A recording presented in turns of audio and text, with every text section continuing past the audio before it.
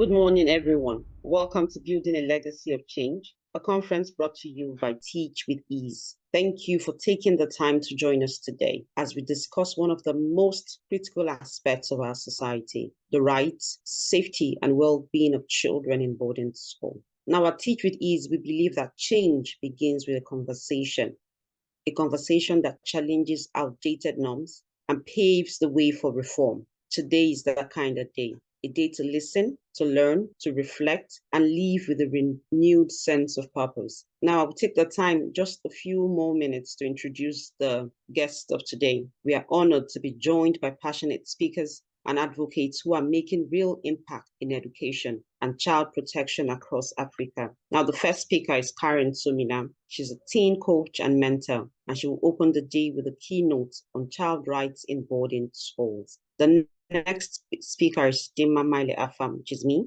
the founder of Teach with Ease. I'll be speaking on vision, mission, and school reform, and followed by Mr. Victor Haruno. He's an educator and mentor, and he will be addressing the painful reality of bullying and abuse in our boarding schools. And then we'll end with Mr. Mpufo, a compassion economics pioneer, who round up the discussions with the circles in violence and compassion in discipline. After the first two sections, which is Karen and me, we will take the time for the first interactive Q&A sessions where you can ask questions, you can lend your voices, and please bring in your insights. And followed by another session after, that's another Q&A session after the men had spoken. Let's hope that by the end of today, we are all better informed, we are inspired to act, and we are ready to be a part of building a legacy that protects and uplifts every child. Let's begin. Thank you all for coming. All right. Thank you very much, Dima, the host of this wonderful conference, for the opening charge and the brief introduction. So we'll briefly go into the first topic. I will quickly read through the profile of our first speaker, Karen Somina. She's a humanitarian, a mentor and a coach, child teens and young adult management and HR consultant. She's a certified procurement manager. She's a doctoral fellow, Global Peace and Conflict Management. She's a staff representative, diversity, equity and inclusion, communications and advocacy. So at this material time, I want us to welcome on stage Mrs. Somina Karen for her presentation. Thank you. Thank you. Thank you very much, Victor. Thank you, Dimma. Thank you so much. So thank you for the warm introduction, and thank you to Dimma and team for such an honor and a privilege to be a part of this event, which is the Safe Boarding Schools Conference, Building a Legacy of Change. And I will be speaking specifically on child rights as it relates to boarding schools. So I proceed. Before I get into the meat of the matter, I would like to talk a little bit about child rights and define a few of the terms: child rights, the UN Convention on Child Rights, the Nigerian Child Rights Act, and a few other terms, so that I set a bit of a background and clarity for those of you who might be wondering, what is child rights? What is it in relation to this topic, boarding schools, and so on and so forth? So I begin. Child rights. UNICEF, guided by the Convention on the Rights of the Child, advocates for protection and well-being of every child, ensuring that they have the right to healthy start, education, and a safe environment. With the safe environment, in this case, we mean the family, home, school, places of worship, school circles, social circles, and other engaging environments to reach their full potential, with a particular focus on the most vulnerable children. You may ask, who are these vulnerable children? In this case, we're talking about children in poor households or poor social network. What does the UN Convention on the Rights of the Child exactly say? The UN Convention on the Rights of the Child, also referred to as UNCRC, applies to everyone under the age of 18 to aim to ensure that children grow up in a spirit of peace and, I dare say, love, dignity, tolerance, freedom, equality, and solidarity. This convention, in the boarding school context, highlights key articles such as the right to protection from violence, the right to education, the right to be heard, and lastly, the interest of the child, which also ties into the unique environment of boarding schools. Now, what does the Nigeria Child Rights Act 2003 say? The Nigerian Child Rights Act establishes that fundamental rights and protections for children in Nigeria, emphasizing the best interests of the child, are as paramount as all other actions and in all actions. Key provisions include the right to survival and development. I would like to pause here for a minute because I'm sure you're wondering, what do you mean by survive? Is it that kids don't survive boarding schools? I give a quick example. When I was in secondary school, a year after I finished, the incumbent set that came in after me to SS3, as we call it here in Nigeria, which is the last class of secondary school, the senior secondary, there was an incident we heard of after we had graduated. A group of students bullied and beat up a child mercilessly to the point where he became unconscious and eventually lost his life. When we heard this story, we were all very devastated because it hit us to say, We went through the same secondary school. We literally just graduated, and a few months in after graduating, we're hearing that the set after us, and I knew the boys who had perpetrated this crime had killed one of their very own. And it had me thinking, like, how could kids at that age kill their very own mates? And it was such a sad story because he was an only boy, he was very reserved, sort of a goody two shoes, somebody who you would least expect to be a victim of such crime. Anyway, he was killed, and I think they were taken into custody for a while,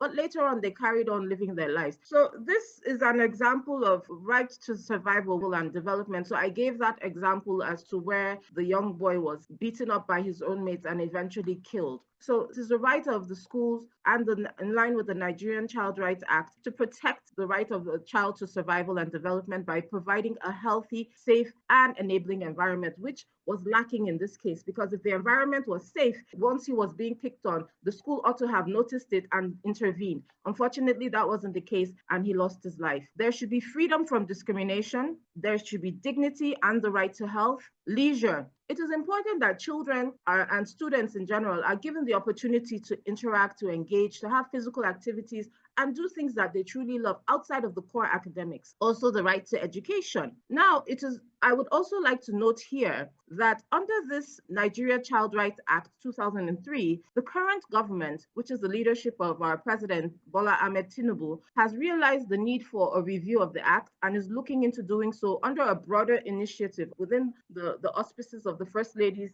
portfolio, which is Her Excellency Lady Oluremi Tinubu. Now, I move further to talk about what a boarding school is. I'm defining these terms because I do not want to take for granted that my audience already knows what these terms are. So now a boarding school is more of a type of school where students live and study on campus. The school provides hostels or dormitories, meals, classrooms, and a study space all in one location. Students stay there during school term and return home during the holidays. Boarding schools help students learn in a more focused environment and also teach independence and responsibility. I got this definition from the Encyclopedia Britannica. Now, having laid the foundation, here is the main gist. In Nigeria, we call it the cocoa. This is the cocoa now we're going into, as we say in the Nigerian parlance, and in more formal terms, the crux of the matter.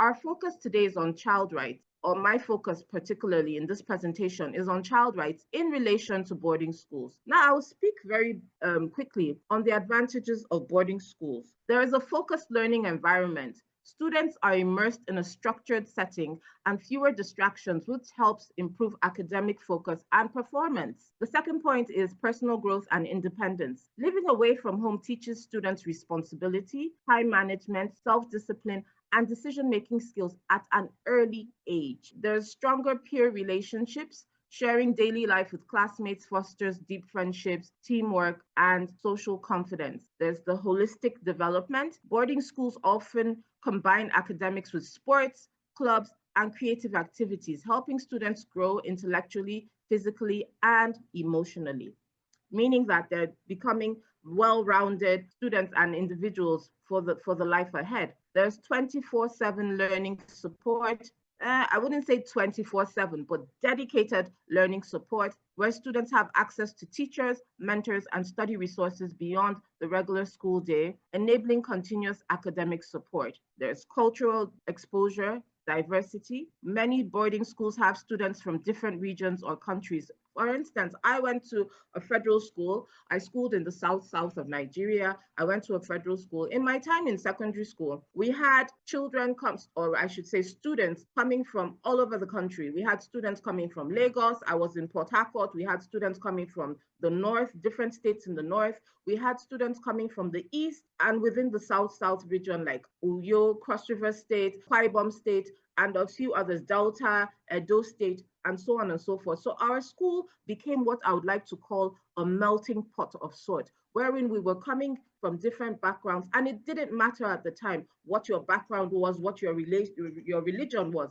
Until today, I still have those relationships. This is decades after. As a matter of fact, by the end of this month, August, we will be having our 30th year anniversary, where we'll be coming together as a collective to celebrate and have a reunion. We're launching a project for the school and so on and so forth. So indeed, there is cultural exposure and diversity, safe and supervised environment. With structured routines and adult supervision, boarding schools can provide a secure space for learning and personal development. There is also the advantage of preparation for life after school. The independence and structure of boarding school life can prepare students for university, adulthood in general, and building resilience and adaptability. Now let's talk very quickly about the disadvantages of boarding schools. There's that element of homesickness and separation anxiety. Some children respond negatively to leaving home by either becoming withdrawn or rebelling against the family. Some kids rebel thinking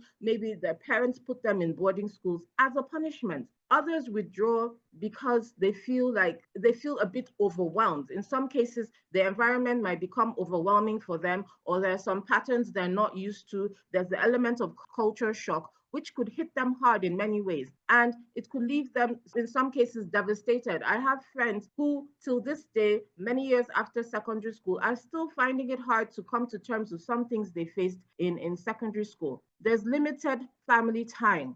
Boarding school life can restrict opportunities for direct family interaction. There's also that element of the fear of missing out. You're missing family traditions, things that you normally would do with your family. You start to reminisce, you become nostalgic, or maybe start missing home, which is homesickness. And then you don't have that bonding. There might be certain experiences you're going through at the time that you say, oh, if only my sister were here, if only my mom were here, or my dad, or my uncle, or whoever's your favorite person at the time, which could lead to some level of moodiness.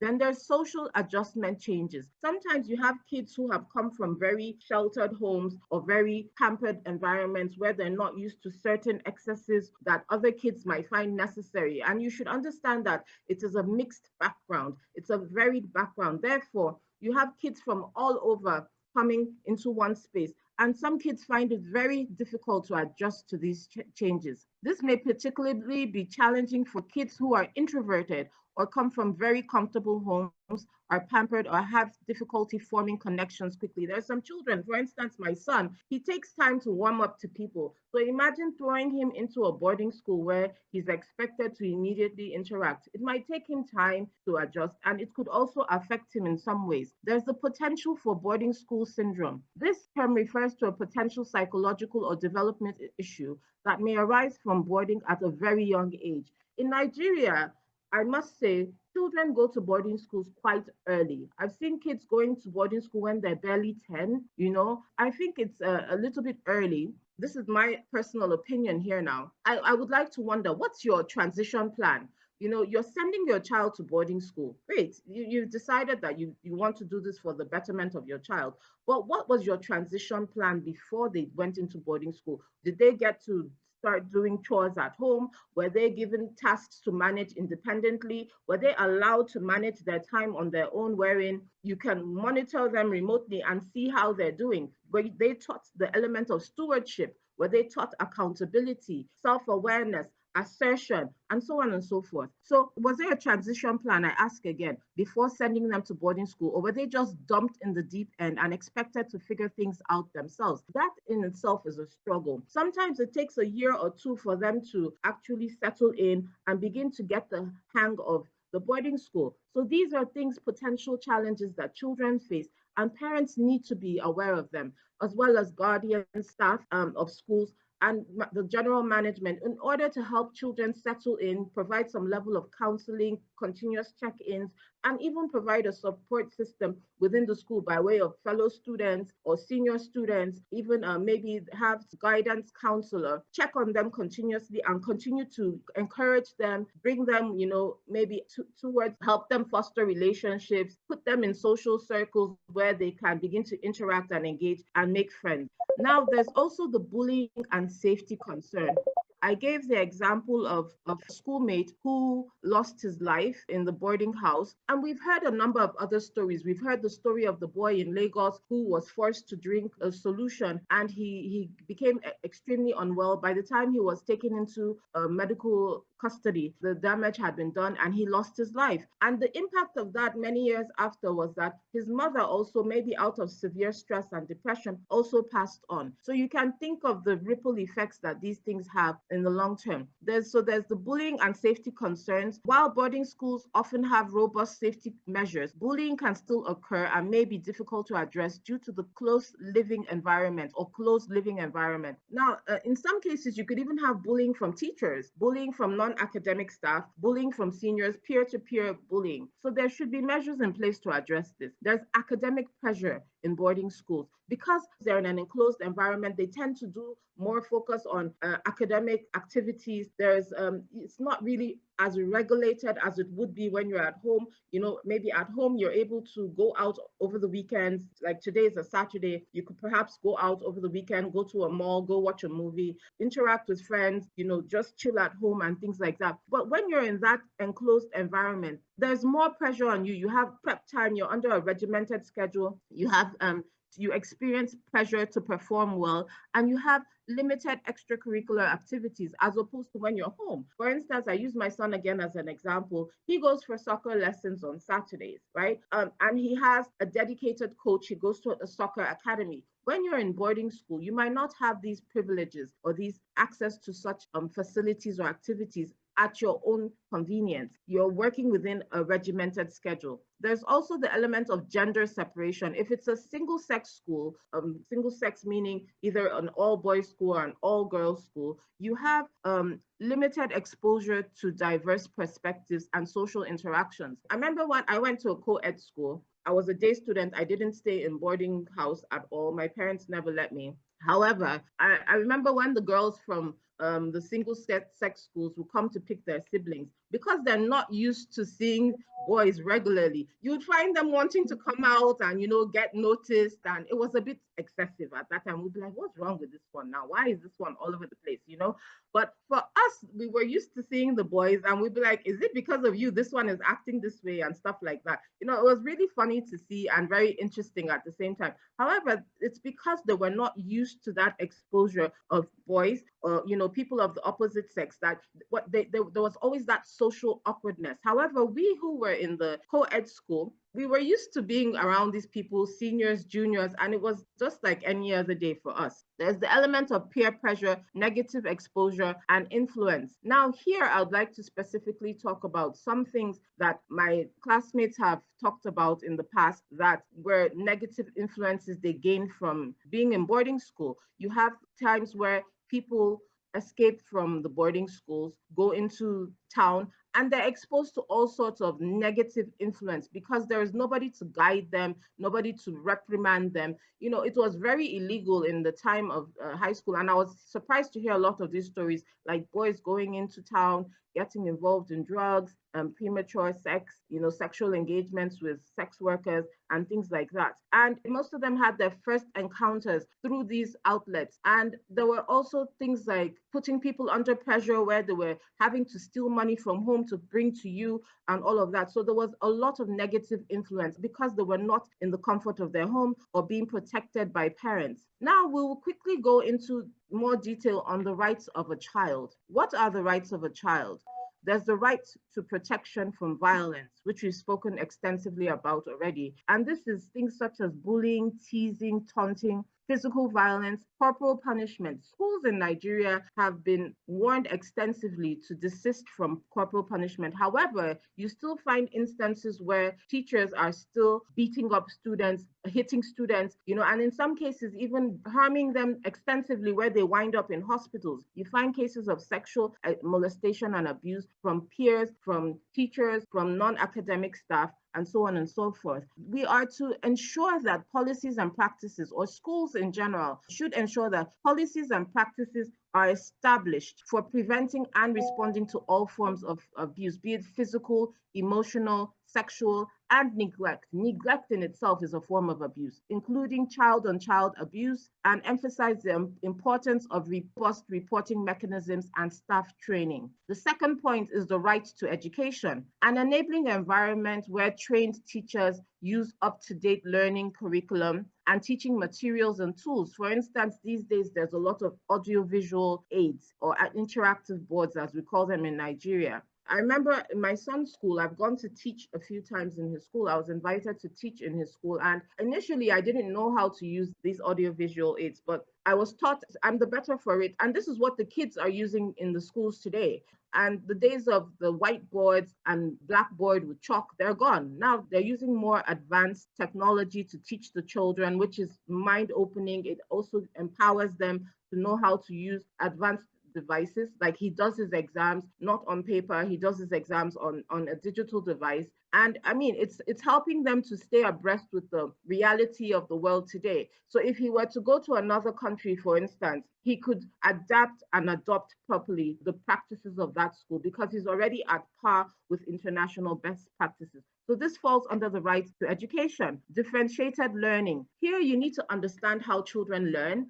No two children learn the same way. One child could be excellent in class, learning. Other children can be excellent in learning through play. So there needs to be that attention to things like differentiated learning. I remember when I was scouting for a school for my child, one of the questions I asked was, how do you manage differentiated learning in case a child is falling short? And they told me of an instance where there was a little boy who couldn't focus in class. I don't know if he had a learning disability. That was not the core of our discussion. It was just to understand how they manage differentiated learning. And they told me they take him out to sit in because the school has an extensive green area. They have a big playing field. So sometimes they take him to the green areas and he does extremely well. He assimilates and his performance is good because he goes outside to play. I don't know how he's carrying on now, but I would like to imagine that he's still in an environment that promotes differentiated learning. So in cases where there's a need for differentiated learning, there should be mechanisms such as intervention or performance improvement plans, learning through play, as I've just mentioned, and education free from discrimination, wherein children are not being compared to one another. Like, look at you, your mates are getting A's and B's and you're here struggling with the D. What's wrong with you? Is it not the same children I'm teaching? Why are you not doing well? There might be underlying factors that are affecting that child. And it is the right of the education professionals or the institution to meet them at the point of their need by providing differentiated learning and not discriminating them or putting them under undue pressure. Now, the next right, which is the third right, is the right to be heard. This is to have open communication channels, robust feedback and reporting mechanisms, digital platforms, town hall sessions, counseling, PTA sessions where parents and teachers give and receive feedback, meaning it's a two-way engagement. It's no longer the unilateral method that is very common in Nigeria, where you come, they tell you, oh, yes, your child is doing well, he's doing this, he's doing that. But here we're asking that, or here it's more of a situation where teachers are also being evaluated based off of their performance. And their performance shouldn't focus only on academics. It should focus on their engagement with children. Are they nurturing? Are they emotionally intelligent? Are they able to handle the students very well? Do they teach the children with dignity and respect? Are they mindful of the children's feelings? Do they pay attention to the mood of the child per time and notice when they're not in a good mood or maybe they're under the weather or a bit cranky? Are they able to focus on those things and deal with the child accordingly? Children come to school with different issues. You hear of children who maybe are being molested at home, and these things can show up in the school environment, in their behavior. You have children who might not be eating well at home. Do you pay attention to those things as teachers? So there is the right to have those two-way engagements, and parents should also be able to give their feedback on their observations of the teachers when they go for open day, when they go for town hall sessions, when they go for general parent conferences, and so on and so forth. There should also be the ability to speak up without fear of retaliation or victimization. Very important. And this, I think, is something that I would like to underline and underscore, because a lot of children are going through so much stuff, but they're scared to speak up because they're scared that, oh, they'll be picked on, or they'll be made fun of, or they'll be victimized or retaliated upon. The onus is upon us as parents to give the children the confidence to know that if they come to you with a problem, you will listen to them and you would ensure that their best rights or needs are protected, their interest is protected. So there should be that ability to speak up under the right to be heard. And even parents should be able to speak up. Teachers should also be able to speak up. If they notice some things going awry with the children, there's a bit of an anomaly, they should be able to speak up and say, okay, this is going wrong with this child. In some schools here in Nigeria, I speak from the Nigerian context, you have some teachers who are afraid to speak up because maybe the child is from an affluent home or they belong to a family of influence and affluence. You're afraid to speak up because you're scared maybe they might come back to you with a heavy hand, you're at risk of losing your job, and so on and so forth. So there should be that freedom to speak, both for the child, for the parents, and for the institution as a whole. But now we're focusing more on the right to be heard from the children. So I advocate for a system wherein a child has the right to an online platform where they can anonymously go and leave feedback, about the teacher, perhaps on a quarterly basis, on a monthly basis, however the school finds necessary. But there should be that mechanism, the same way we have the school dojos, which is the platform for teachers to engage with students and for the parents to give their feedback in some cases. There should be the same for children. And I imagine a system wherein, as a child is being registered in the school, they have a portal where they have access to these questions or surveys to give feedback on their teacher, which should also feed into the teacher's periodic appraisals and reviews to know how they're performing. It shouldn't just be a thing of, oh, your children are excelling in their academics. The children might be excelling in their academics, but that teacher might also be harming them in other ways. I give a quick example. My son had a teacher who was hitting him in school, and I didn't know for a long time. When I would go to school to pick him up, she'd be really nice to me. I didn't know she was hitting him, and he was afraid to speak up because he was afraid of this same thing I'm speaking of now, retaliation. So eventually he told me about it, and I confronted her. I reported her to the school, and she initially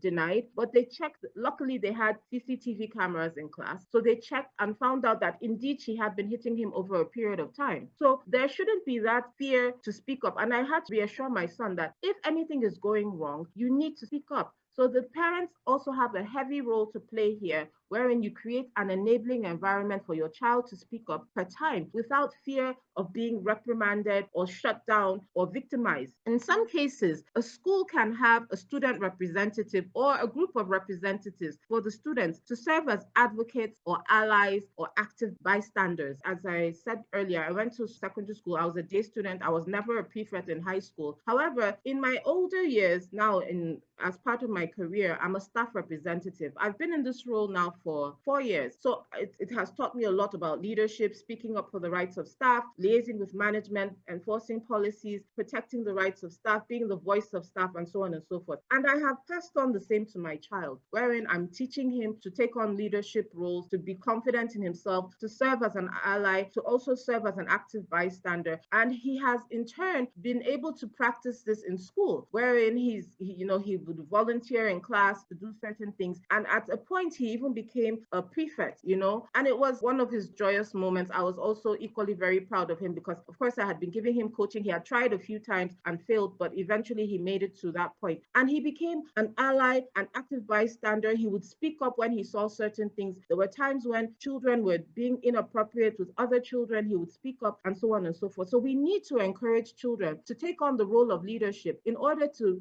be this person of representation, be an advocate, an ally, and a force to reckon with. And it helps to build the confidence of students. It also helps when they know there's a voice that can take this feedback to either to the management or to other parents during town hall meetings and so on and so forth. Now, the fourth right is the best interest of the child. Now, here we're expected to provide a safe and secure and healthy environment. So in this case, we're talking about clean hostels, we're talking about running water. According to the WHO standards, it's called WASH, which is an acronym for Water, Sanitation, and Health. This is one of the rights of children, to be exposed to WASH, to be exposed to a decent environment. The onus is upon the school to provide an environment where they feel dignified, they're healthy, it's clean, and it's free of any safety hazards. The children have the right to healthy food, child-friendly activities, which we've spoken about before, security measures. As I did mention before, the children in my school or the students in my school at at the time I was in high school, I didn't know about this because I was not in boarding school. They were able to go out of school, unguided, unsupervised. There should be measures in place that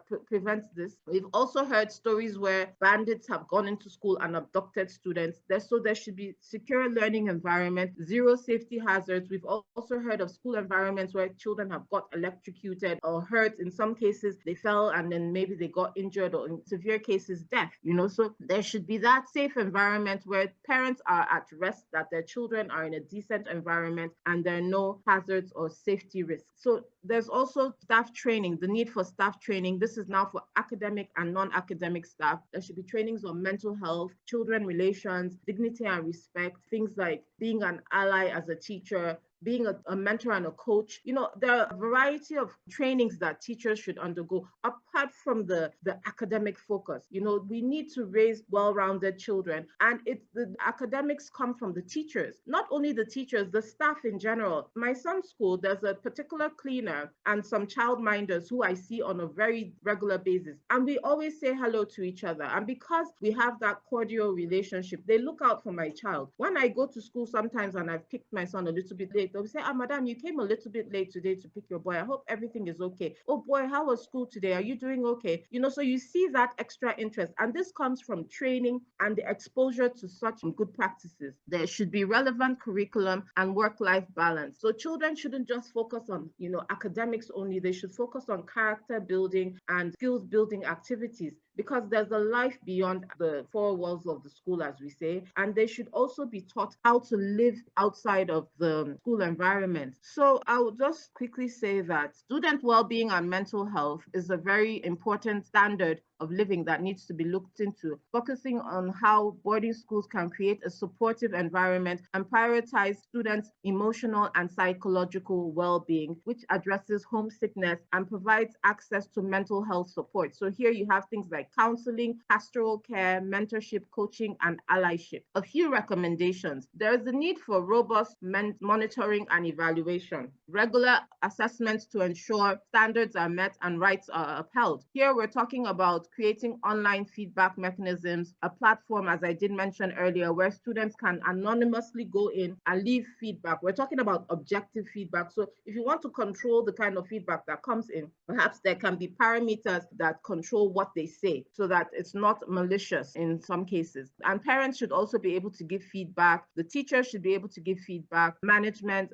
parents should be able to give feedback on the teachers, school facilities, and management as a whole on a regular or periodic basis. There should be digital suggestion boxes, external school ratings by the school's boards. If they know that their schools are being rated, there's that element of competition. It also gives you that sense of responsibility and accountability where you do not want to be seen faulting, because your license could actually be withdrawn. There should be honor and recognition to teachers, students, and parents. So teachers who are performing well and going above and beyond the classroom activities, perhaps mentoring children, nurturing them, being coaches, and so on and so forth, should be encouraged and recognized. And it helps the other teachers to stay accountable. It also would help them to have some sort of healthy competition. And you could even incentivize it where you pay them a bonus at the end of every school year or term when they've performed extremely well. You could recognize students for top performance beyond the academic performance, for perhaps in leadership or sportsmanship,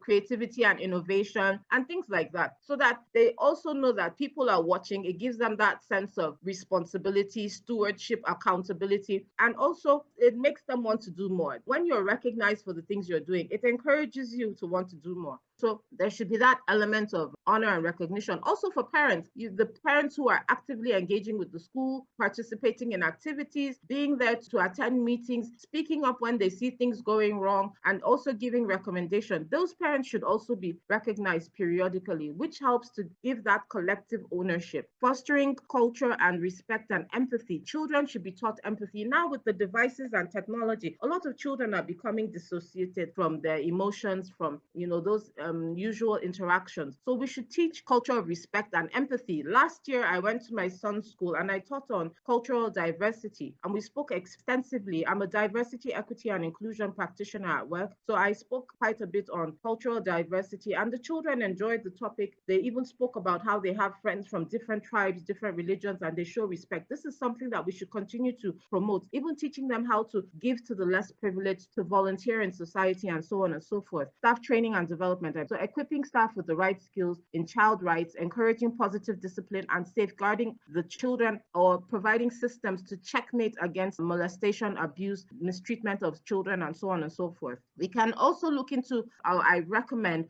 incorporating technology to monitor activities. For instance, CCTV cameras, digital clocking systems where the students clock in themselves and there's a camera to ensure that it is a student really clocking in, so they're not sneaking out of school or sneaking into another dormitory, or being, brought out of the hostel by a senior student or a teacher to go and molest them or mistreat them, and so on and so forth. And then the staff are also tracked, wherein they cannot just have indiscriminate access to the hostels or students, and then there's that room for them to start to, molest and mistreat or abuse students. For policymakers and regulators, there should be advocacy for strong oversight and accountability of schools. For children themselves, they should be empowered to know and claim their rights. I would like to emphasize this again. When children know their rights, they know when they're being violated. But if they haven't been taught what their rights are, they can never understand when they're being violated. So it is important that we teach children their rights. We teach them things like sex education, peer pressure, self-assertion, confidence, and so on and so forth, so that they know when they're being mistreated or if somebody has crossed the boundary, and then they can speak up, the right to speak up as well. So in conclusion,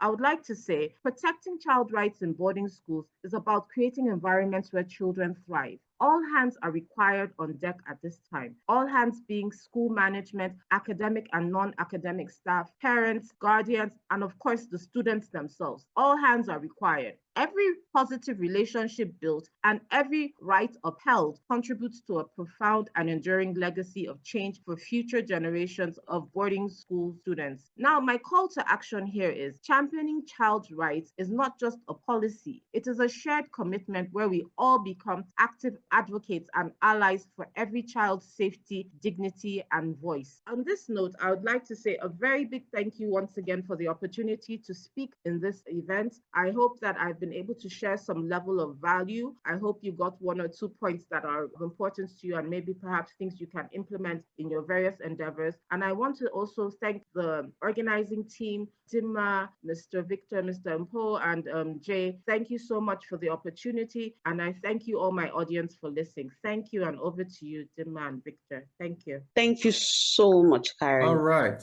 Okay, thank you so much, Karen, for speaking to this in this conference. It's a very wonderful statement you put out there for us. We understood clearly now the child rights and what we need to do to ensure that our school environment is safe and conducive for learning. Thank you so much for your time. So I think our questions should keep rolling. Questions for Karen, we can have them. I can see that of Pufo already. So when the time comes, we'll read that, then you come up again to respond to our questions. So at this particular moment, we are going to call on our own that put up this particular wonderful conference together. I'll read through our profile very quickly while we invite her to share with us the mission and vision for this conference. So Chidinma Afam, she's a founder of Teach with Ease, an advocacy-based business focused on ensuring children thrive in school. Chidinma is a convener of Safe Boarding Schools Conference. She stands firmly against corporal punishment and works with educational institutions to make their spaces a place where children are treated with respect. Our style of advocacy is warm, non-judgmental, offering non-violent, and the key to a better society. Her motto is, school is where children will thrive. So at this particular time, I want to welcome to this conversation Chidinma to take us through. So Chidinma, you are most welcome. You have the floor. Thank you. Thank you so much, everyone who has spoken. Karen, I want to say thank you. I have a lot of questions, and I will keep them for the Q&A, because some of the things you were saying that it's being done here in Nigeria or should be done here in Nigeria, it seems that we have all decided to turn a blind eye or deaf ears to it. So I'll be asking my questions later. Thank you, Victor, for moderating this section. Thank you, Jay, for making this amazing conference. You're the one at the background. Thank you so much. And thank you, Mr. Mpufo. For the rest of us who attended, all of the attendees, I say thank you and welcome again. So I intend to talk about school's mission. So I'll be starting with a school's mission, what a school's mission is. But before I go into that, I'm going to share a little story. When I moved to where I'm living, school in white. Now, this school is not the name of the school. People just call it that name. But eventually, I would notice that the school has a bad rep for reasons we can't tell. But the more I looked into it, or the more I started to ask questions, the more I discovered that it had a bad rep because of the people who had graduated, not the people who were there. The people who had graduated years. These are people much older than I am before I even started. Some of them left maybe 10, 15, 20 years ago. Still, they were the reasons the school had a bad rep. And for every time I asked, they say, can't you see the people went to the school and seem to have carved a bad name for themselves? Now, the school is still in existence. And after a while, the person in charge of the school or the head of the school, I guess because it's a government school, they change head. So this particular head decided that it would not be, that bad name will not follow her. So she decided to start to work on some of the things happening in her school. And before you knew it, they started to turn out population. So even when people were saying, people who used to say, my child will never go to that school, started to send their children to that school. In fact, it is the most populated school around where I live. Parents now send their children to that school. In fact, they tell students, we don't have space for you.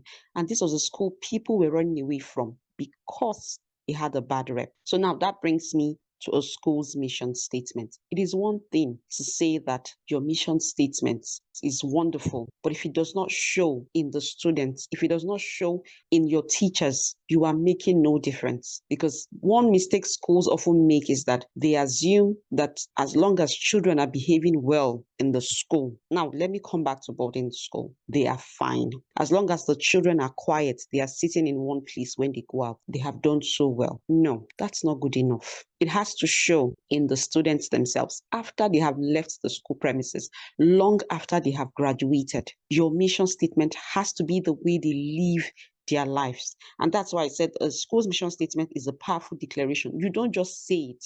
It's not something you say to a parent when they come and say, I want to enroll my child. It is something that they see. Because I never went to that school to enroll anybody, but I saw these people who they were telling me they left that school, and can you see the way their lives are? And when I saw them, I'm like, no, this is not what I want. So even if I wanted to send my child to that school, those people were enough reasons to say I wouldn't, because it's not a coincidence that a number of people coming out of your school behave in a certain way. So it's important that you understand the people that come out of your school, the students, the staff. If you do everything to train your students and your staff are just acting in any way they want, you have not made any difference. Everybody has to declare it with the way they live their lives, with the way they carry themselves in school functions and out of school functions. But let us focus on the students for now. How do these students carry themselves? How are you declaring the purpose of your school? It is beyond the aesthetics of a school. The school is fine, it has a big space. No. What values are you inculcating in these children? The example I gave, if they were showing me good values, if I saw children who were raised in good value systems, I won't feel bad, or I will not be reluctant to encourage somebody to take their child there, since I don't have a child of that age. But if they were doing so well, I could say, okay, this is good enough. Let me remind us that sometimes we often say it is not the school's duty. Their parents should do their part, yes. But we must look at the common factor amongst those children. They all went to that school. So there must be something wrong in the school. You can no longer say it is the house or it's their parents who did not do their jobs. It is obvious there's something in that school they must have picked up, because we're talking about quite a number of people. So the value system of the school is very important. I heard Karen talk about a lot of things, leadership skills, empathy, and we will hear a lot of compassion later on. Beyond the way the school is, people need to see in the lives of the people who are from that school what your value system is. Quite a number of schools do not care. All they care about is academic excellence. And I must say parents have a share in this, but it's not good enough, because in the real world, you will need more than academics. You will need to know the people. If your school tolerates violence, that's when you start to see people hitting their classmates, hitting their juniors up until the point of death. What it means is that that school has violence in it, because if it's not there, more people will be willing to speak up. If your school has a zero tolerance for violence, I can bet you nobody will hit another person in that school, because the moment they try to do it, some other person will tell them, will stand up to them and say it's not right. But in a school where from the head you talk down to your teachers, some go as far as physically abusing their teachers. You do that and then you move on to the students, because whatever aggravation you transfer to your teachers, they are most likely to transfer it to the students. And then the senior students, of course, will transfer it to the junior students. Because what I've often seen is that sometimes this is what happens, and it has been happening. I will give a quick example. I remember when I was in boarding school, as a prefect myself, being that I was the costume prefect, I was in charge to ensure that students were dressed in their complete uniform. And a lot of times, the school principal will use me as an example. Once she comes and I'm wearing the wrong footwear, for example, she will just take off my footwear and she has gone with it. Now, as she has done that, what do you think I would do? In most cases, I'm angry. I'm moving around with a basket, an empty basket, and I am packing people's shoes in that basket, because that's what she has done to me. And she would not care that I have to use my legs to walk around the entire school. So she has shown me that that is what I'm supposed to do. That when I go to the junior students, I'm supposed to do the same thing. So the mission statement of your school is one thing to declare, it's another thing to act it out. If in your value system you show violence, that violence will trickle down to the least person. And that's what continues to happen. That is what we see. That's why corporal punishment, bullying has continued to exist. It starts from the head, shows students the way to go. And when they tell them it's okay to punish people violently, they carry it on back to the hostels. Because when we come to the hostels, the seniors are in charge. You might be in charge as a school head in the school premises, but once the hostel doors are locked, the seniors are now the school authorities, if I can say it that way. They decide whatever they do, and they are more ruthless because they are not emotionally intelligent enough to know that you're not supposed to cross a line. They don't know that. And let's bring it back to the fact that even from homes, some children are being disciplined violently. So when you bring that to a system where you are within closed premises, you start to act out on the people that are below you. So that will take me to next slide, which is still on the mission. I said a mission is a guiding light that shapes and influences every aspect of your school operation. We are still saying the same thing. How are you guiding as a leader? As a head of school, of a boarding school, how are you guiding the staff? How is your staff guiding the children that are under them? And how are the senior students? Because it's a hierarchy, whether we want to admit it or not. I went to a boarding school where we were told we were all equal. In fact, to make it very clear, we all wore the same uniforms. It was later on I discovered, I started to see that there were schools where senior students were wearing different uniforms from the junior students. It wasn't something that was happening in my own school. So we were told we were all equal, and to show or to prove it to us, we all wore the same school uniforms. There were no differences. There was no way to be able to differentiate except in size. Sometimes you can look and say, okay, this person is small. She's most likely to be a junior student. But it did not matter, because once we're in the hostel, the seniors know who the seniors are. The juniors also know who the seniors are. You don't need anybody to tell you whether you choose to wear the same uniform or not. And they are the ones in charge. Now, whatever they have seen, whatever has become a means of discipline from the school authorities becomes the same means of punishment or of discipline in the hostels. Seniors were asking junior students to kneel down, and that was what we saw teachers do to senior students. Seniors were asking junior students to lie flat, to push cars, to pick pins. And this was the same thing that we're all doing. And it is only a matter of time. The junior students will eventually become the senior student. And you don't expect that person to want to now change the mode of discipline, because he or she does not know how. Even if you want to try, let's assume you come from a home where it's not so violent, or where you are enclosed from the realities of the African punishment or the African discipline, which is to hit a child. Let's just say you experienced it. And then you come into this boarding school and you are here 3 years, of junior secondary school, and then you move to senior secondary school, SS1, SS2, you're still not allowed to punish until you become a prefect. What do you think will happen when you have had something ingrained in you for 5 years? There is no way you are thinking of another means of punishment. In fact, you already believe that this is the only language the junior students will listen to. You already told yourself, even if you don't want to tell yourself, your mind will tell you that that is the only language they listen to. If you don't punish them, if you don't hit them, if you don't do what was being done to you to them, they will not listen. And in fact, the junior students themselves will prove you right. Because when you try the non-violent means, what you see is that they disrespect you. But when you try what they are used to, they fear you. Now, it's important to see the difference. They disrespect you and they fear you.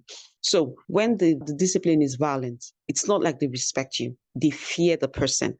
But when it is not violent, they disrespect you. And a lot of our schools are not teaching emotional intelligence, or the school heads or the school staff. We're not saying, is there a better way to do these things non-violently? Because really, it is what children see that they will act on. So as a school head, now I'm referring to school heads in particular, as a staff in a school, what does your school mission say? Are you following it to the letter? Is it a guiding light that acts upon violence? Is it a light that shows the way to corporal punishment? Because if you're going to act based on your school motto, then you must be certain your motto covers the safety of children. If it doesn't cover it, then you need to rewrite your mission statement. It is beyond academic excellence. It is beyond winning competitions and awards. It's beyond your students are being able to go abroad and they can stand and they can speak.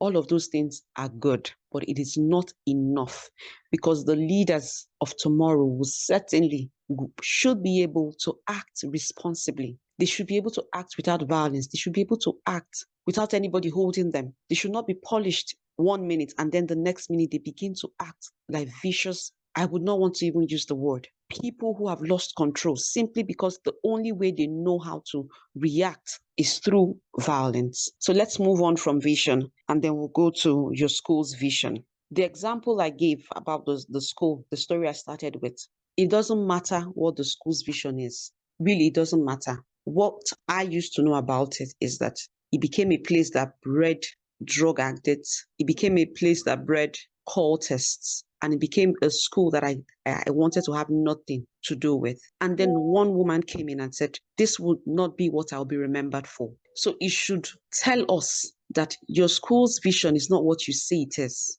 It is what people remember you for. When they call the name of the school, what will people remember? What will people say? Okay, this is what I know about the school. It does not matter how beautiful it is on the plaque or on whatever it is that you have written, because some schools have it written and pinned down once you walk into the school's premises. Not a lot of parents will look at it. Now that I'm saying it, I don't think I've had the time to look at the one in my children's school, even though it's pasted right in front of it. Because that is not what people will remember. It is what your students are acting out when they walk out of that gate. It is what the graduates are behaving like. This example, I would just, the school I went to, we have had quite a few of us step into the Hollywood scene. And oftentimes we jokingly say, I hope you guys are representing us well. So a few of your students might shine. Not a lot of them will become so famous, but those of them who will become famous, or those of them who will continue to live around the school or in that state where the school is, what would they know them for? We often talk about King's College in Lagos, and you can tell the number of successful people from that school.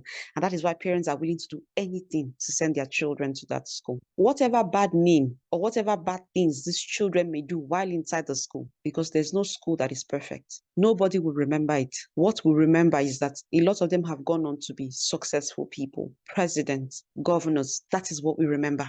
So it does not matter what is on top of your walls, saying that's what your school's vision is. It is what your school is connected with. What do we remember you for? In fact, what do we know you for? Remember, it will take a while if we get to know you now. But now that we have known you, what do we know you for? Then in the future, what can we remember you for? So it's very important we look at that. My school's motto, the secondary school I went to, our school's motto is Caritas Christi Urgent Nos. It's a Latin word that means the love of Christ impels us. I had to research to get it. I heard it every day in school, but I still had to take the time to find the meaning because I didn't see that love. I did not see the love of Christ that I know back as a child and now as a grown-up. I still cannot wrap my head around how that was my school motto and how I could not see it in my day-to-day life. And for a lot of us here, whether you're a staff, whether your child goes to school, when we go back, please, I want us to take our time and ask ourselves, are the children in the school living the motto of our school? Because as a business owner, for example, Teach with Ease, I used to say our tagline or our motto is that school is a place where children should thrive. So I have it at the back of my mind that if I'm going to a school to talk to them, I'm trying to tell them, or I'm telling them that in the school, children should feel safe. They should feel respected. They should feel loved. That is the basis on which my work is formed. So now let's bring it back to school. If you are saying that your school, the motto is excellence in learning or excellence in character, do your children stand out? And you don't just say it, you don't just make them repeat it. Don't just tell them every day is excellence in character and learning, is excellence in. Are they excellent? Do they know what it means to be excellent? Do they show excellence in everything they do? Every child that walks through such doors should know that as long as I'm here, I should be excellent in my books, in my academics. I should be excellent in competitions. I should be excellent in whatever I lay my hands on, be it art, be it craft, whatever it is, I need to stand out. Because if the children themselves do not imbibe that culture of excellence, then you have not started doing the work. And the truth is, even if you never put down the motto, some schools have the motto on the fence of the school. So you are seeing it while you're passing through their school. So even if you never do that, there are schools that don't have theirs like that. The children from that school go out and they are excellent. People will say it outside and it will draw more people to your school because people outside are already saying this school, anybody that comes there, they stand out in everything. And there's nobody that don't want their children to stand out. And some schools will tell you, like in the case of my own boarding school, that the love of Christ. So it means that the love of Christ should be seen in everything that we're doing. But I did not see the love of Christ in the corporal punishment. I did not see the love of Christ when we were being denied of food simply because we had our cutlery lost. I did not see the love of Christ when children were being maltreated, when children were being expelled for things that did not mean anything, when the rules was so tight that it did not matter. Empathy did not show. And even as Christians, I know that some of us here might not be Christians, but if you're a Christian, you know that the love of Christ is compassionate. There is more to the love of Christ than just going to church. So we went for Mass every day. Did our character show the love of Christ? I urge us all, for those of us who are school heads, staffs, please, parents, review the motto of your school, the school your child is going to, or the school that you're handling, or the school you're working in. If the children in that school do not show the motto, then you do not have a motto that is worthy of following. Either you work on it, or you start to imbibe the values that you have put out there for everybody to see in the lives of these children. Last on the list, 3 reforms most boarders demand. I did ask a few people who are boarders, and these 3 things was something that a lot of them said. There were other things, but these 3 was on everybody's list. Everyone I spoke to talked about good food. I don't know how a child is expected to survive. And by survive, I mean learn, play, thrive, if they are not given good food. It is the right of a child that they have good food. And there was something my brother said. He also went to a boarding school and he said, Chidima, it's not that the food sometimes it might be good, but if it's good and if it's not enough, there's still a problem. And if it's enough but it's not good, there's still a problem. So it works both ways. It has to be good and it has to be enough. And I know back from my own personal experience that parents are charged a lot for food. In fact, it takes up most of the tuition fee, but somehow the food is never enough. Now, I want to listen. I want to hear and learn from people who are actually handling boarding schools. Is it that the money is never enough? Because if that is the problem, I believe that if you talk to parents, they want their children to eat. They also understand how much it takes to cook. That's per child at home. So if your price is reasonable, based on what they themselves see in the market, I don't see any reason why they will not be able to give you more money if that is what it means. And then also, it's one thing to have more money, it's another thing to make good use of it well. Are you hiring good cooks? because what we see sometimes is that people hired are people who are not so good with cooking. So I don't know what the hiring process is, but it's important that you hire good cooks. Also, you must look at the fact that there are children who might have allergies. What is the option for a child who cannot eat a certain food? Because I remember back then in boarding school, what we used to do then was what we call trade by barter. I didn't like the jollof rice, not because I hated jollof rice, but because I did not understand the jollof rice I was being given. So in most cases, I would switch and then I'll take beans. So what it means is that the night they cook jollof rice, which is like twice a week or more, I don't get to eat.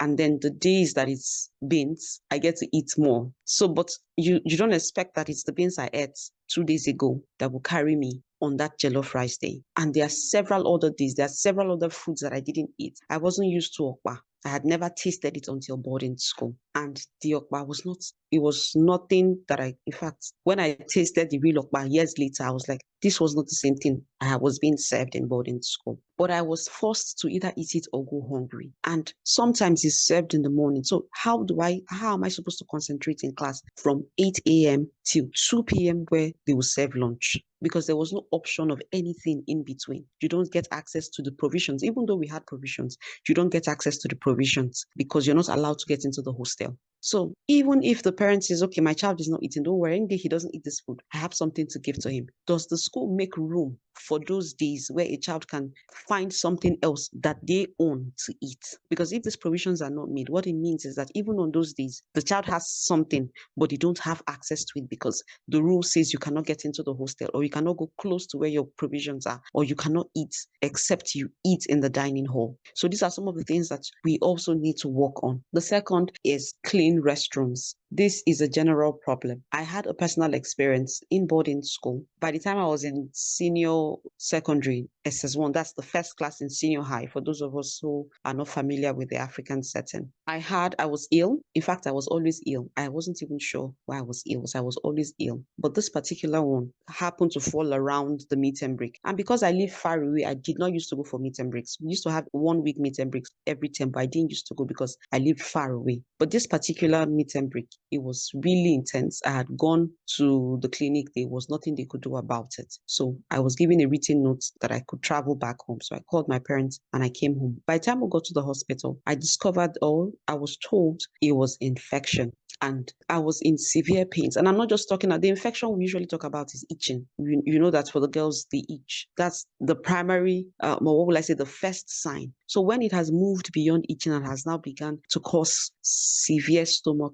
pain, it has really gone bad. And this was from the school's restroom. So we cannot afford to say that there's nothing we can do about it, because my parents now have to pay those bills for the hospital. Of course, they wouldn't mind as long as I'm fine. But then nobody should come to school and go back home with sickness, something that could have been prevented because we had terrible toilets or even the bathroom. When I came in JS1, which was the first year, I had sores all over my body. In fact, I still have some of those scars on my legs. The bathroom was so bad. It had potholes in the floors. So sometimes after someone had bathed, the water stays there and becomes stagnant water. So by the time you go and have your bath, once you pour water from your head down, the one on the floor splashes on your legs. So then I used to see some senior students who had excess water. When they go out, they pour water on their legs. I didn't understand why they were doing it. It was later I realized it was because that water that splashes on their legs, they will go out and now pour clean water on it before walking to the hostel. Before I knew what was happening, I had sores covered. My legs were covered in sores, my lower legs from my knees down. So then what I used to do is when I wear my socks, it was a pain. I would cry to remove my socks because my socks had stuck to the pus from the sores. So when I'm trying to pull out my socks, I'm crying. It was so bad. And for every time the pus from one touches another one, it was a terrible situation. And I didn't even know who I was supposed to meet. I had to wait until it was visiting day when my father came and saw my legs. I can't even remember the way he reacted, but it was terrible. I came from home with very good skin and I went back legs till now, till date. So these are things that can be avoided if only we are empathetic towards these children. if we understand that these children have not done anything except for being children whose decisions are not in their hands to make. Because really, when your parents say you're going to boarding school, there's not so much you can do about it. You can't afford to pay your school fees yourself. And so you come hoping that it will be such a good environment, and almost like it was not built for human beings. And this was just some of the things that I went through, and it's still happening till now, because my brother who spoke to me, I went to school a long time before him. The age difference is quite much, and he's complaining about the same thing. And children till date. In fact, I had that struggle with my daughter's school. I had to buy her a potty of her own because I don't want her to have to deal with what I dealt with. So please, let us see how we can make this better. I would suggest that there are more bedrooms made available. There should be cleaners. While we ask that these children in boarding school, clean up their bedrooms and toilet, which is what was obtainable in my time, and I know that it's still happening in a lot of schools, the children themselves clean up those bathrooms. I know we are trying to teach them how to care for themselves, but I believe that there should be people, adults put in charge to checkmate the spaces. That is after there has been enough bathrooms and toilets have been put in place. Let's have enough. And then when we have enough, let's now put measures in place to make sure that they are clean at all times. Now, let me go to the last one, which is end to bullying. This is a problem that a lot of people have given up on. They believe that bullying cannot be stopped, but I don't believe so. I believe that if a school builds a culture that says we will not tolerate bullying, and it shows, and when I say it shows, it's one thing to say it as a leader, as a head of school, as a teacher, as a staff, and you are not doing what you say, it will not work. What will happen is that when the children go to the hostels, they will act based on what they have seen. Like I have said before when I started, the leaders have to show that it will not be tolerated, have a zero tolerance for bullying, because as we can see, that little spark can end somebody's life, or it can maim somebody. Before I put up this conference, I had a conversation with a friend who suggested I speak to a classmate who lost an eye because she was being disciplined. And we heard a story of two boys in Nigeria last week or 2 weeks. Teachers can sometimes be the ones that bully. It's not always a case of students. And that's why I said zero policy. We must show it in our characters as the adults in charge of these children. And when we show it, they see it and they learn. So even if they are coming from backgrounds where it is okay to hit a person, they understand that it will not be tolerated. It will not be tolerated. And if you make your school a conducive place, I tell you, even the children will not want to leave, especially based on something that they have done. When I came into boarding school, the first day I came, they did what we call a flogging party. I've never heard about it before. And being that I was the youngest at the time, I was just 8, I was told to be the first person. I was moved to the front. And it said it was some sort of a party. They were welcoming us by flogging us. It continued. It's something that happened one day. And when they saw the Reverend Sisters coming, they immediately dismissed us, but they had flogged some of us at the time. So imagine what kind of mindset I will have if I'm being flogged as a welcome party. And it's not like they were just tapping us, they were hitting us. And then we moved from that. By second year, I got flogged again and I was hit on the eye. And when I heard the story of this lady, it dawned on me that I could have lost. Yes, I've always thought about it, but it really dawned on me that I could lose an eye just by somebody hitting me in the wrong place. My own younger brother was slapped by a teacher for, in fact, bread. It was something very, very, I'm trying not to use a bad word, but it did not make any sense that he was slapped. He had to be taken to a specialist hospital in Ibadan because he was losing his hearing. We are grateful he didn't lose it, but it was scary at the time that my parents had to start walking place to place to make sure that he's fine. And when they told the school, because the school kept treating him, and when they asked the school, they said he was simply trying to make the teacher get into trouble, that he was fine, but he was lying that he was fine because he wants to get the teacher into trouble. And that's another case of cover-up. When these things happen, schools cover it up. While I understand that you are trying not to allow things escalate, you cannot protect a bully, be it a student or a staff. Because the moment you do that, what you are saying is that you can do it and you can get away with it. And if people know they can do things and get away with it, they will do it and they will find means to get away with it. So it's very important that we put zero tolerance to bullying in our schools, because That's one of the things that children are facing, both in dorms and in the entire school. And after I became a senior student, I actually thought I was free. Really, I believed that I was free. Nobody was going to touch me again. Then came the school principal herself. She became, in fact, I became a target. At some point, I had to ask my father, please ask her if there's any way I have offended her. So when a child starts to say this, what it means is that you have made the school unsafe for that child. Because if I felt safe, I would not go through my father. And then when we're talking about the school principal, who do you want to report to? You can report your fellow student. You can report to a teacher. That's if you are courageous enough. But who do you report the school principal to? Your parents, who probably say, okay, at the time I was now almost writing WAEC, and my father said, okay, just try. You'll soon be done with WAEC.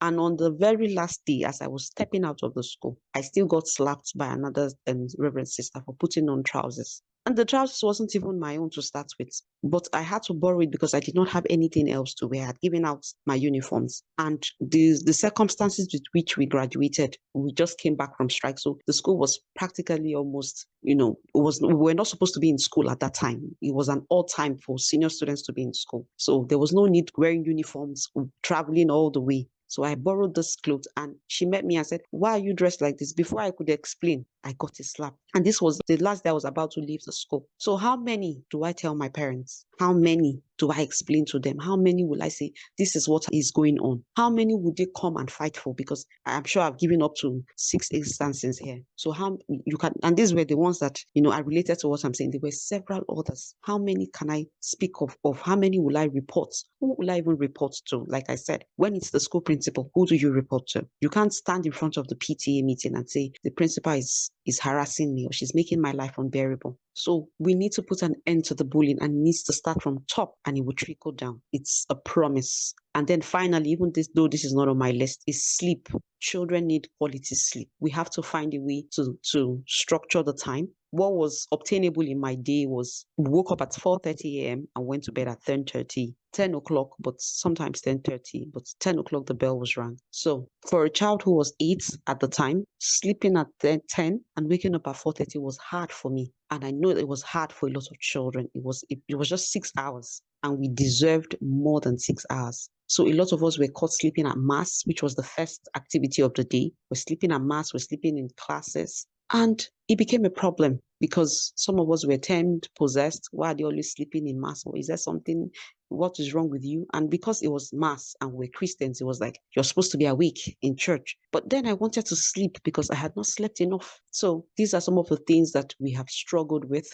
If we can work on all of those things, good food, clean restrooms, please, let's not forget, even if the children will be the ones cleaning, an adult has to be there to monitor during and after.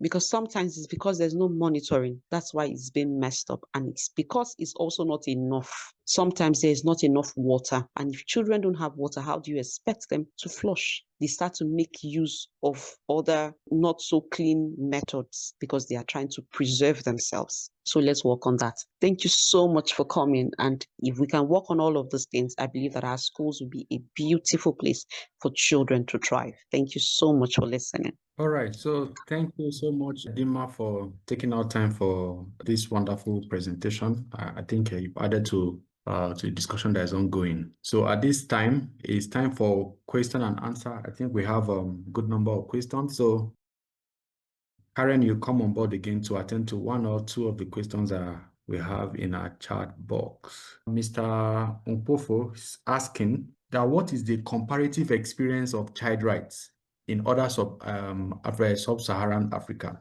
That is number one question for Karen. So what is the comparative experience of child rights in other sub-Saharan Africa?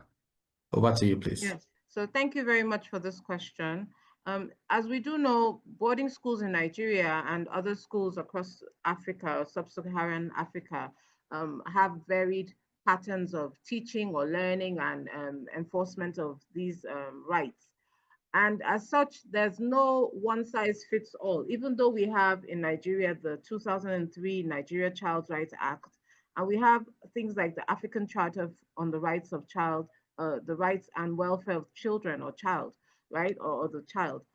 these frameworks are implemented by individuals, right? And it is usually based on the personalities or the culture of that country. So sometimes you can find it is influenced by the culture, it is influenced by the tradition of the country. So there is no unified, or I would say standardized practice as to how child protection is implemented. So you can say that the implementation is actually inconsistent.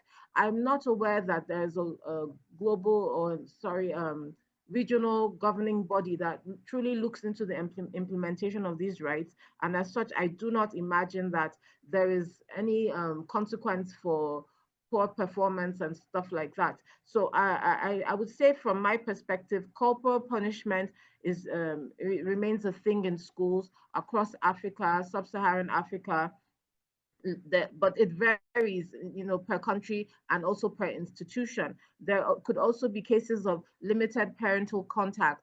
For instance, there are schools that have more strict rules where parents are not allowed to see the children till the end of term, so you might not even be able to get in to see the state of your child until the end of term. And in some cases, the case may have been far gone, maybe the mistreatment or abuse may have carried on for a long period of time.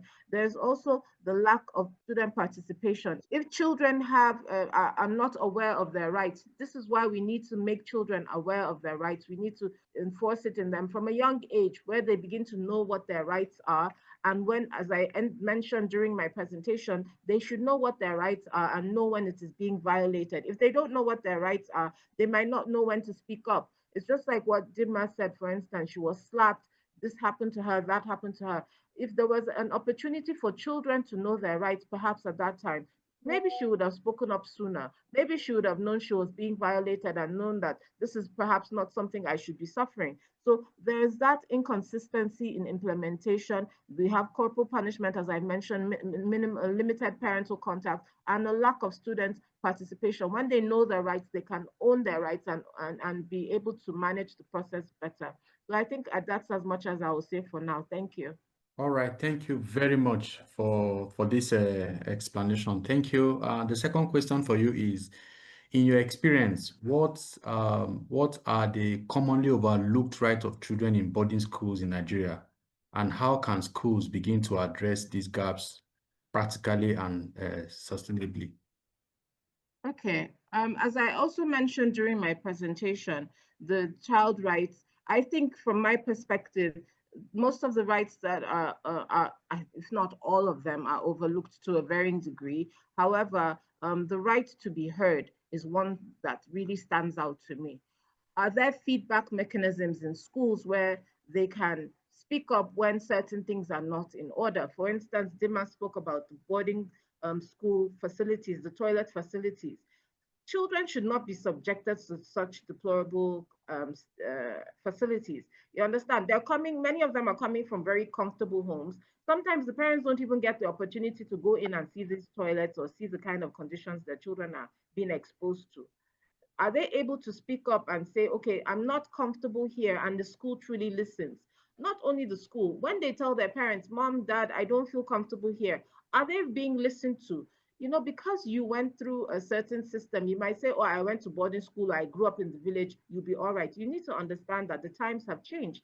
The environment you're bringing your child up in is very different. And as such, they might not be able to adopt adapt, I beg your pardon, to certain hardships or conditions. It's just like our children today. How many of them can stay in the home without electricity or water, or TV or internet and so on and so forth? It's the same with putting them in these deplorable or dilapidated hostile environments. So the children should be able to speak up when they're not being treated fairly, or if there's a violation of their rights, or if they're in an uncomfortable state. For instance, if they're being molested or abused, they should be able to speak up, especially if it's by a housemaster or a senior in their boarding house.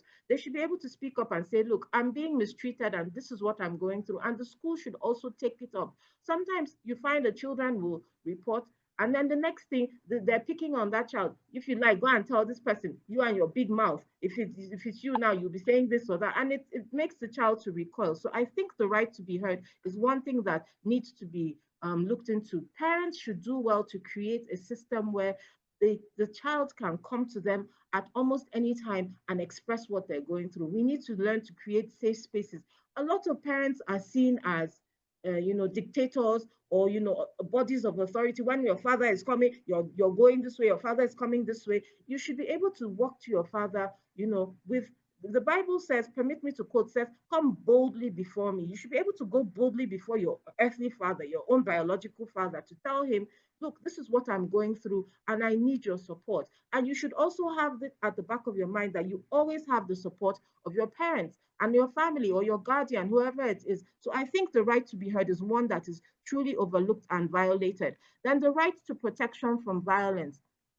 As much as schools are saying, oh, there's zero tolerance for bullying, there's zero tolerance for this, that, the other, it still occurs. Look at the story Dima gave once again, about the two boys. I believe she said they lost their lives. You see these things happen all the time. 2 years ago, there was a school in Abuja here in the FCT where a girl was violated. She was sexually abused by her teacher, and she caught an infection which cost her her life. You have all sorts of violations of child protection rights. And this is something that is continuously happening. Schools put on their, you walk into the hallway, zero tolerance for bullying. They have the bullying week, they have the bullying campaign, but it still happens. And it's even worse when it happens from the teachers who should be the protectors of the children, the teachers who should be the custodian of the rules and responsibilities or the regulations and rules of the school are the ones actually who are the offenders. And that is where it is even more troubling. Then the third right that I would say is the best interest of the child. These are the top three that I say are usually overlooked or violated. The schools, when they're creating their learning environments, do they really think of the welfare or well-being of the child?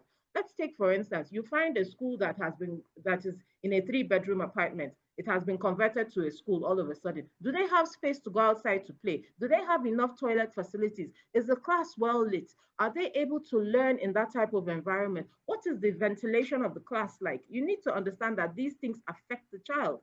I also reference again Dima's example of the jollof rice saga in her school. Jollof rice, we are known in Nigeria for our jollof rice. There's that jollof rice war between Nigeria and Ghana, and now Senegal has even joined. Are children being given decent meals to eat, or they're just being handed out, meals from the corner of the pantry, without any thought or consideration for the child's taste? And do they have access to alternatives where they're not interested in eating the meals of the school? Are they asked what their dietary needs are? There are children who have maybe food allergies and so on and so forth. Are they considered in that case? Are schools considering environments for children with disabilities? What is your disability plan, for instance? You have a school, I give my son's school as an example. They have some children who are physically disabled or who work with walkers, and you do not see that ramp. It's a big school, lovely school, but you do not see that ramp. That is one thing I fault them in.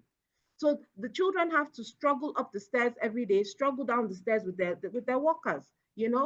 Are you considering the environment of the child? That is best interest.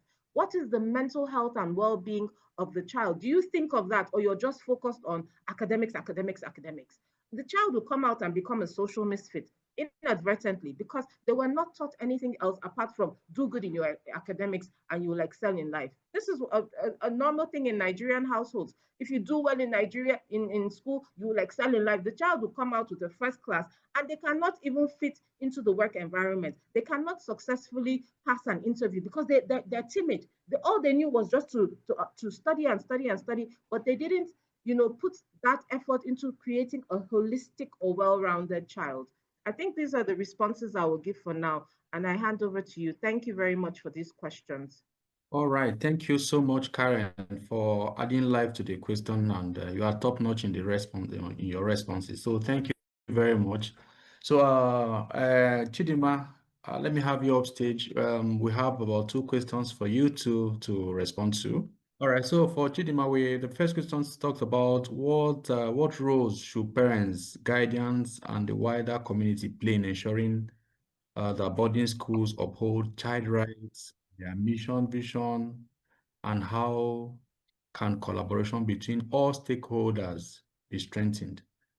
Okay, but let me take it one at a time. So for parents, for example, when I got into boarding school, my parents did not get to see, I went with my father. He did not get to see the hostel. He was told he could not go into the hostels, even though it was empty at the time, but he was told he could not go into the hostel. So, of course, he certainly did not go as far as the toilets. So, parents should start to demand for these things. You should not bring your child to their new home because boarding school is the new home for the next 7 years. You're simply going home, your parents' home for vacation. This is now your new home. You should not be bringing them to their new home and not seeing the place that they will be living. Because I'm certain that if you are getting them an apartment, you want to see. So this is an apartment you are paying for. You just are not the one handling it and they are younger. You're handing them over to another set of guardians. But you should be able to see where they are living. What is the living conditions like? At the bunks, are there space in between the bunks? In my own case, our bunks, some of our bunks were joined together. Are these children living in a good hostel? Also, in my hostel, back when I was in boarding school, we did not have a toilet inside the hostel. So whenever you needed to use the toilet, maybe you need to pee. God help you, you don't want to poo. But if you need to pee, we were made to use our buckets. And that same bucket is what you're going to use to beat the very next day, or you keep it for something else. That same bucket was the normal buckets we're using for everything else. That's where you will pee. So how are parents not asking, if my child wants to pee at night, what would they use? If they need to go to the toilet, fear will not even let you get up because the hostels are so dark. There are no lights. So why are parents not asking? There's a light in your home. So if your child needs to stand up, they have something to use. There's a rechargeable lantern. They should not even be talking about rechargeable lanterns. Now, in this day and time, there should be lights, at least lights in the corridors so that people can walk down to the toilets. There should be toilets provided. These are little things that should be done. In fact, these are basic things. These are things that we already have. Because I believe that the school head, for example, if he or she needs to use the bathroom at night, he's not wondering about lights. He has lights to use.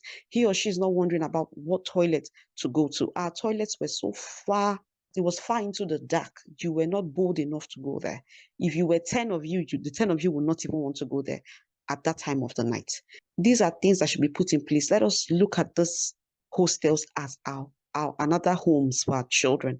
And when you see a place as a home, not just as a school, you put some things in place because you know that in your own homes, you have those things. And these children, whether or not they come from terrible or wonderful backgrounds, whether or not they have everything they need, they are humans and they deserve to be treated like they are humans. Now, this is for parents. For schools, you should follow the same route. These children being handed over to you are people's children. And I would not say treat them the way you treat your children because not all of you, there's some things that you might say because of your backgrounds, you don't mind or it will not affect your child if they have to go through such hardships. But understand that some of those children coming in do not deserve these hardships. They have never encountered it. They don't know what it looks like. So put a system in place where people are treated. Because what I see here, we don't treat them with respect, yes, but we also do not treat them like they deserve. We feel like they should take whatever we offer them. No. And that is the reason we started this conference with knowing the rights of children. If we treat them as human beings, individuals that have their own rights, it will really help us in the way we see them and the things we are offering to them. What you deserve, a child deserves it, regardless of whether they are children or whether they are adults. They are individuals like you, and they deserve to have these basic needs. So parents should ask more questions, demand.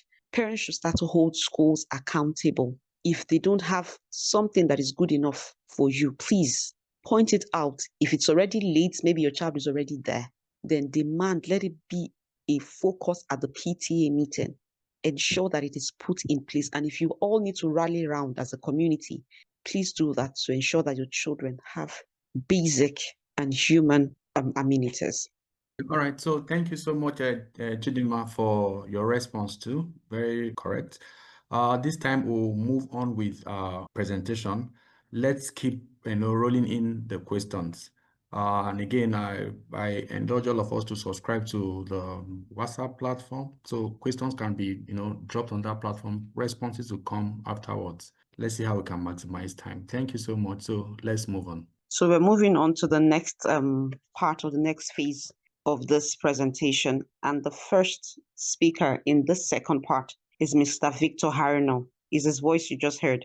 So Mr. Victor is an experienced professional with over a decade of experience across the FMCG, healthcare and development advocate. He's a teacher, a guidance counselor, and school principal, a certified member of the Teachers Registration Council of Nigeria. He is a voice in the movement for safe and inclusive learning environments, bullying prevention, and character education. Please let's welcome Mr. Victor Harino as he takes us on the topic, bullying and abuse in boarding schools. Mr. Victor, you have the floor. All right. So thank you so much, Dima, and for everyone that is on the call this afternoon. So permit me, I have a little network issues, so I'll not turn on my camera at the moment, please. So let's go on. So just to build up on the conversation we're having, I think it is about time we need to have this conversation, really. So let's start with why this conversation matters. The current reality of the bullying in our society has taken to a different dimension, and we have to begin to speak up. From the last speaker, Chinma, talked about just 2-3 weeks back, we had incidents in Nigeria, in Kano State specifically, where we lost 2 students. So, and this particular bullying is a hidden epidemic in Nigerian boarding schools. Boarding school is a hub per se where all of this happen, and to a large extent is not even reported due to fear, stigmatization, and even negligence. And now we are here in this particular conference to see how we can chart a way forward, how to break the silence. We really need to break the silence. We have to learn our voice in this particular bullying. So it is time to break the silence and take responsibility as school leaders. So school leaders is in our hands to ensure that our schools are safe and conducive for learning. All right, so what is bullying? We want to take a look at what bullying is really. The word bullying is the use of force, coercion, hurtful teasing, comments, threats in order to abuse, aggressively dominate, or intimidate one or multiple persons. And all of this is happening on a daily basis in our homes, in our schools, even in our offices. So bullying is a going concern, and we want to narrow it down to boarding school and secondary school. Bullying is something that we have a higher power trying to dominate, to just suppress you and to keep you in one particular spot, not to speak up. So we are here this afternoon to see how we can harness all our experiences and put to rest, and to ensure that our school environment is safe, conducive for learning. We want to bring out the next generation where we have zero tolerance to bullying. So we have common forms of bullying in boarding schools. We'll be looking at just about 5 of them. We have physical bullying, which all of us, will experience that. Statistics shows that about 75% of Nigerian students actually undergo this particular at one or different occasion of your lifetime in secondary schools. You, in a way, being bullied through pushing, hitting, and physical aggression. And one of them is what we experienced in Kano lately, where 2 students were killed in the course of punishing somebody, beating somebody, and we lost 2 students. And again, sometimes in Abuja here, about 2, 3, 4 years ago, we discovered that a teacher, flogged his students and he eventually died. What is the reason? Because he never submitted his assignment. And the young man was actually sick, unable to complete his assignment, but he was bullied to death by a flogging. And we have verbal bullying. All of us have this. They call us names while we're in school. If you are skinny, body shaming, you are fat is a problem. So many ways verbal bullying is happening, teasing, name calling, and threats. I remember an incident while growing up in secondary school then. It was a mixture of big boys and some of us that are not actually big.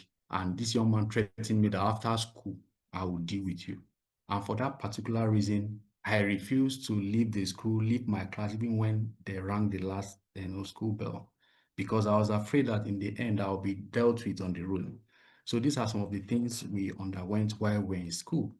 Social exclusion, ignoring and excluding someone from group activity happen a lot. It's another form of bullying. So in class, you can just exclude, you are not part of us. You can see 2, 3, 4 children playing. Say, no, don't join us in playing football. No, we don't want you around. All of these will affect your emotion, will affect how you think. So social bullying is equally happening even in our various, you can see even as an adult, you can belong to 1 or 2 WhatsApp group. Just for no reason, they'll just remove you from that particular group. It's another form of bullying and it's very, very prevalent in our society at the moment. So we have electronic and cyber bullying. This is one of the major things that is happening now, and we've recorded a lot of incidences where some persons lost their life in the course of this. There was an incident in Ibadan sometimes ago in Nigeria when a student was bullied online and eventually committed suicide. And all of these, we have to look at it, and that will take us to parents trying to control the usage of these gadgets. At the moment, we have a lot of our kids, because we can afford that. They have iPhone 15, they have iPhone this and all that. They're on WhatsApp messaging and all of that. So we have to see as a school, more or less in the boarding school, to let's see how we can create a policy around this particular cyberbullying. It is very, very painful and is a recurring decimal in our schools at the moment. And all of this happen mostly when they are out of the school. When within the school term, they don't really have much access to internet or phones. But when they're on break, they have access to phone. They could go online to publish even stories that are not adding up. This has taken some of our students' life by, some goes into depression, some commit suicide because of just wrong publishing of deforming character deformation and so on and so forth online. Then we have discriminatory bullying too. Is it kind of bullying that is targeting, based on religion, language, gender, and appearance. Like I said earlier, they can body shame you because you are from this particular set of tribe. They'll bully you not to have this. And it's even happening in a bigger country as in Nigeria. I wouldn't want to mention, but there are certain tribes that are forbidden to become president of this country. Is on its own is an act of bullying. And all of this is happening because you are a Christian, you are not allowed to go to this. Because you are a Muslim, you are not allowed to having this. Because you are a male, you are a female, all of this. So it's another form of bullying. So in our schools, we have to create a policy around all of this to help us have a safe environment for our students to strive. So why do children bullying? At this moment, we'll begin to think, are the children from the mass? Are they not part of us? Why do they bully? There's a root cause of this particular, bullying, and we'll look at it. Some of them lack empathy. From the beginning, Karen talked about that. Chidima spoke highly about that too. There are no empathy. They have poor emotional regulation. And all of this is traceable from where they are coming from. Some of them have this desire to dominate and gain social status. Is another way, that's another root cause of this bullying we are looking at. Is a learned behavior from home or media. Today we have cartoon. I think Karen talked about that. When they play with cartoon, those stuff, they don't have emotions. They are just animation. So we have to look for a way to, to restrict this, too much of screen time. And some of them view this from home. You see a father bullying his wife, and the children watch from the background, and they tend to grow up with this particular attitude, either verbal, either physical, whichever means. So it's a behavior that can be learned from home or from the media too. Insecurity and previous trauma. Yeah, some persons develop this thick skin. It happens when we're migrating from the junior class to the senior class. Because of the way we're treated previously in our junior class, we tend to go to the senior class with that and trying to replicate that because it's my own time now to exhibit that particular act. That's one of the root cause of this particular bullying. Peer pressure and toxic group dynamics. Yes, a lot of children came from a good background, but when they get to school, they get mixed up with other children with, this kind of a terrible behavior. I have a case, a neighbor while we're growing up. The parents were opportunity, they took him to the boarding school. Arriving in the boarding school, he was bullied initiated into a cult. From that, he became a drug addict. In the end, I speak to you, he's over 30 years now. He has not gotten his feet. He's not married. He's just there. 2012, we ran into each other in Jos. They came for an initiation in Plateau State. He was trained in Niger State. He was rusticated at a point. All of these things began while he was in this secondary school. He's from a very wonderful home, very peaceful home, Christian home. When he gets to school, mingle with other sets of students, initiated, and his life is the other way around. All right, so boarding school is a high risk, and that is why we are here. Thank you, Dima, for putting this conference together. Boarding school, a high risk environment for bullying to thrive, and that is why we want to look at how we can form a policy around this and see how we can make our boarding houses a better place. One is there's limited supervision, and that is why our boarding school is a risk environment. Now, from this conference, we're asking us to go back to our drawing board to see how we can make provision for supervision in our hostel and common areas. And again, I talked about silence, like Dima and Karen talked about earlier. Thank God, from this conference now we could see the rights of our children, and Dima shared, clearly her experience.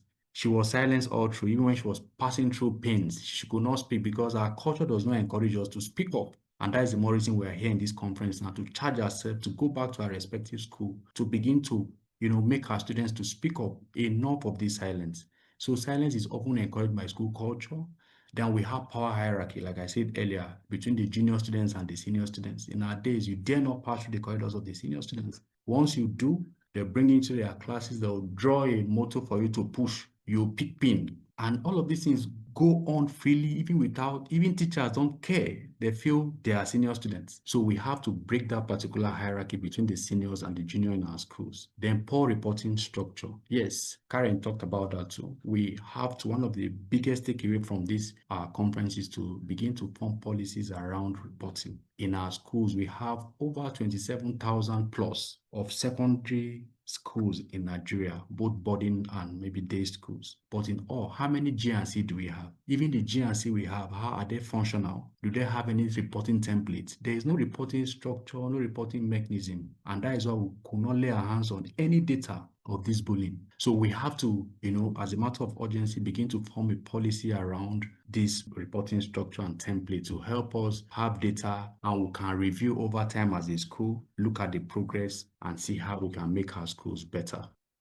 All right, so fear of a reputational damage among schools authority. Yes, that is why our school environment is still of the high risk. I remember while I was privileged to work in one of these big schools in Jos, then Papakas 292, 10 to 11, we have incidents where a child was bullied and eventually lost his life in school. But the school management tried to manage the whole thing and come up with a story, cook up a story to just balance the whole incident that, they went to pool to play, and in the end, there was no life jacket and all, just to save, the school fees. Though the school were closed down for like 1 or 2 months, and in the end, it was reopened again to business. But the child is gone. What of Sylvester in Lagos? Currently, I learned that the mother is late. The mother died out of the frustration. He was bullied in school and he died. But the school came up with a different story. So these are the things school does to just, save their face. And all of this is adding to the risk of our boarding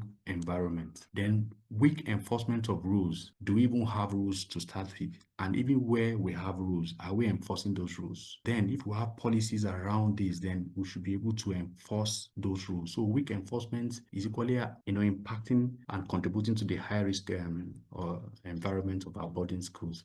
Effect of bullying on students. As educators and school owners, there's a lot of effect of bullying on our students. One of them is low self-esteem. Karen talked about us having A students and they are not confident. They can't pass common interview questions. If you watch behind being A students, there are certain students, because of this bullying in school, one, it affects their self-confidence. They are always, not because they don't want to speak, they are always shy. Any student that is extremely shy, go and check, something is wrong. And if you watch, whenever they return back from these boarding schools, they begin to, form this particular shy attitude. Many of them are undergoing this bullying in school, and it's impacting negatively on their self-confidence. One of the ways you could see is poor academic performance, because of the fear, the anxiety and all. It's impacting negatively on their academic performance. depression, anxiety, suicidal thoughts. Once you are constantly being bullied, one of the things that will impact you is depression. You become depressed.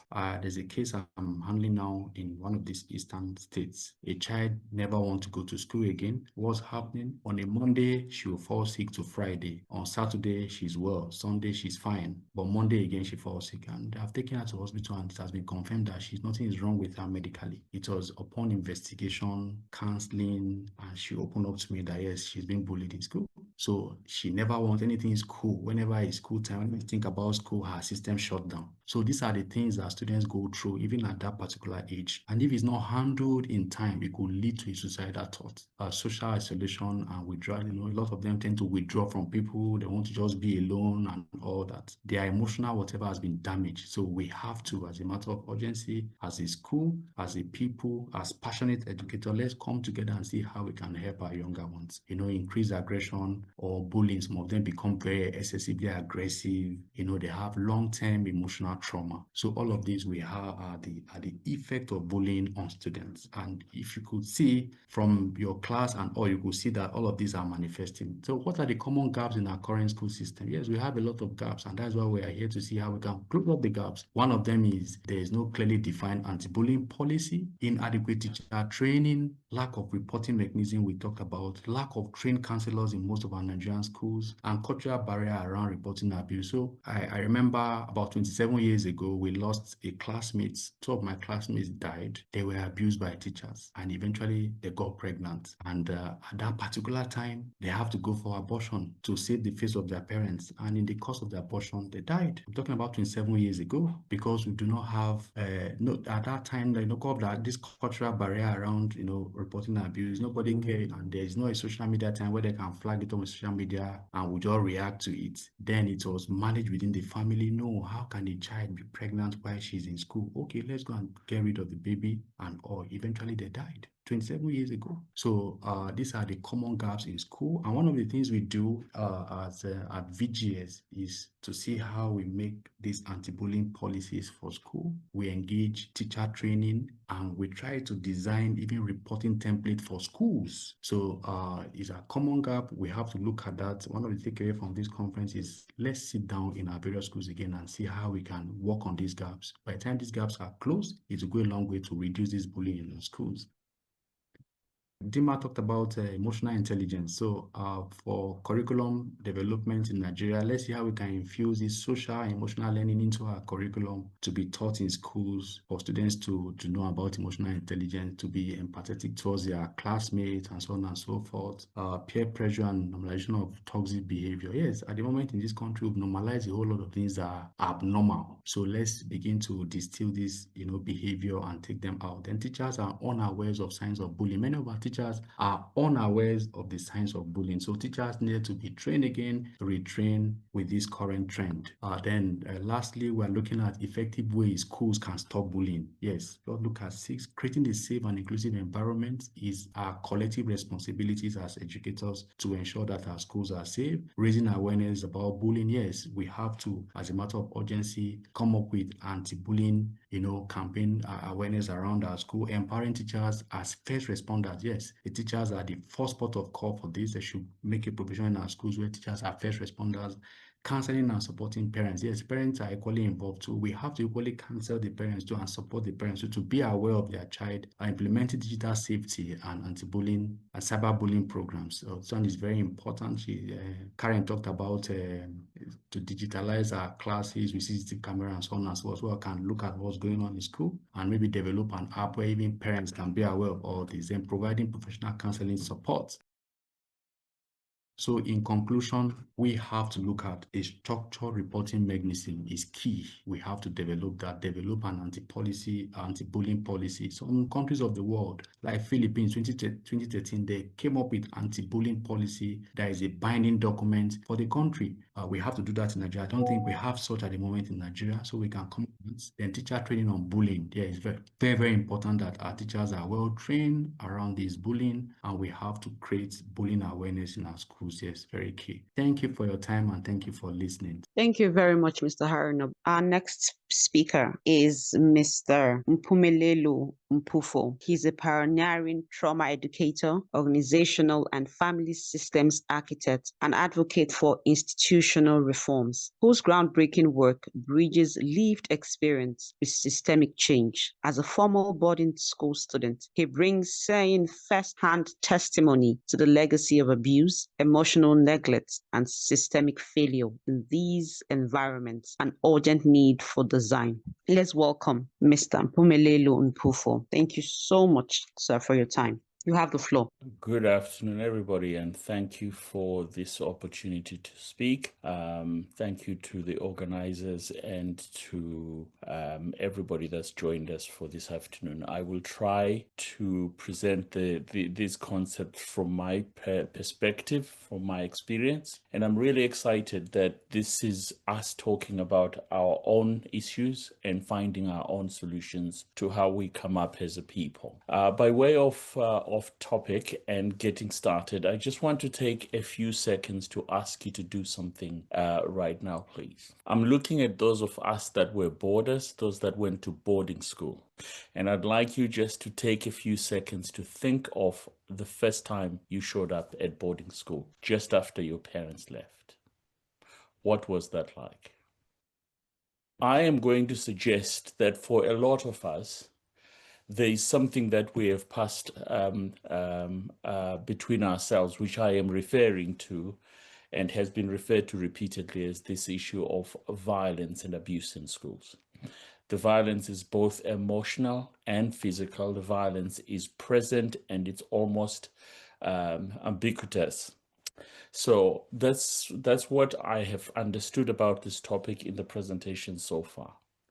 My take on this is that there's a systemic side to addressing these issues. There's a way in which we have created systems that perpetuate violence within our boarding schools.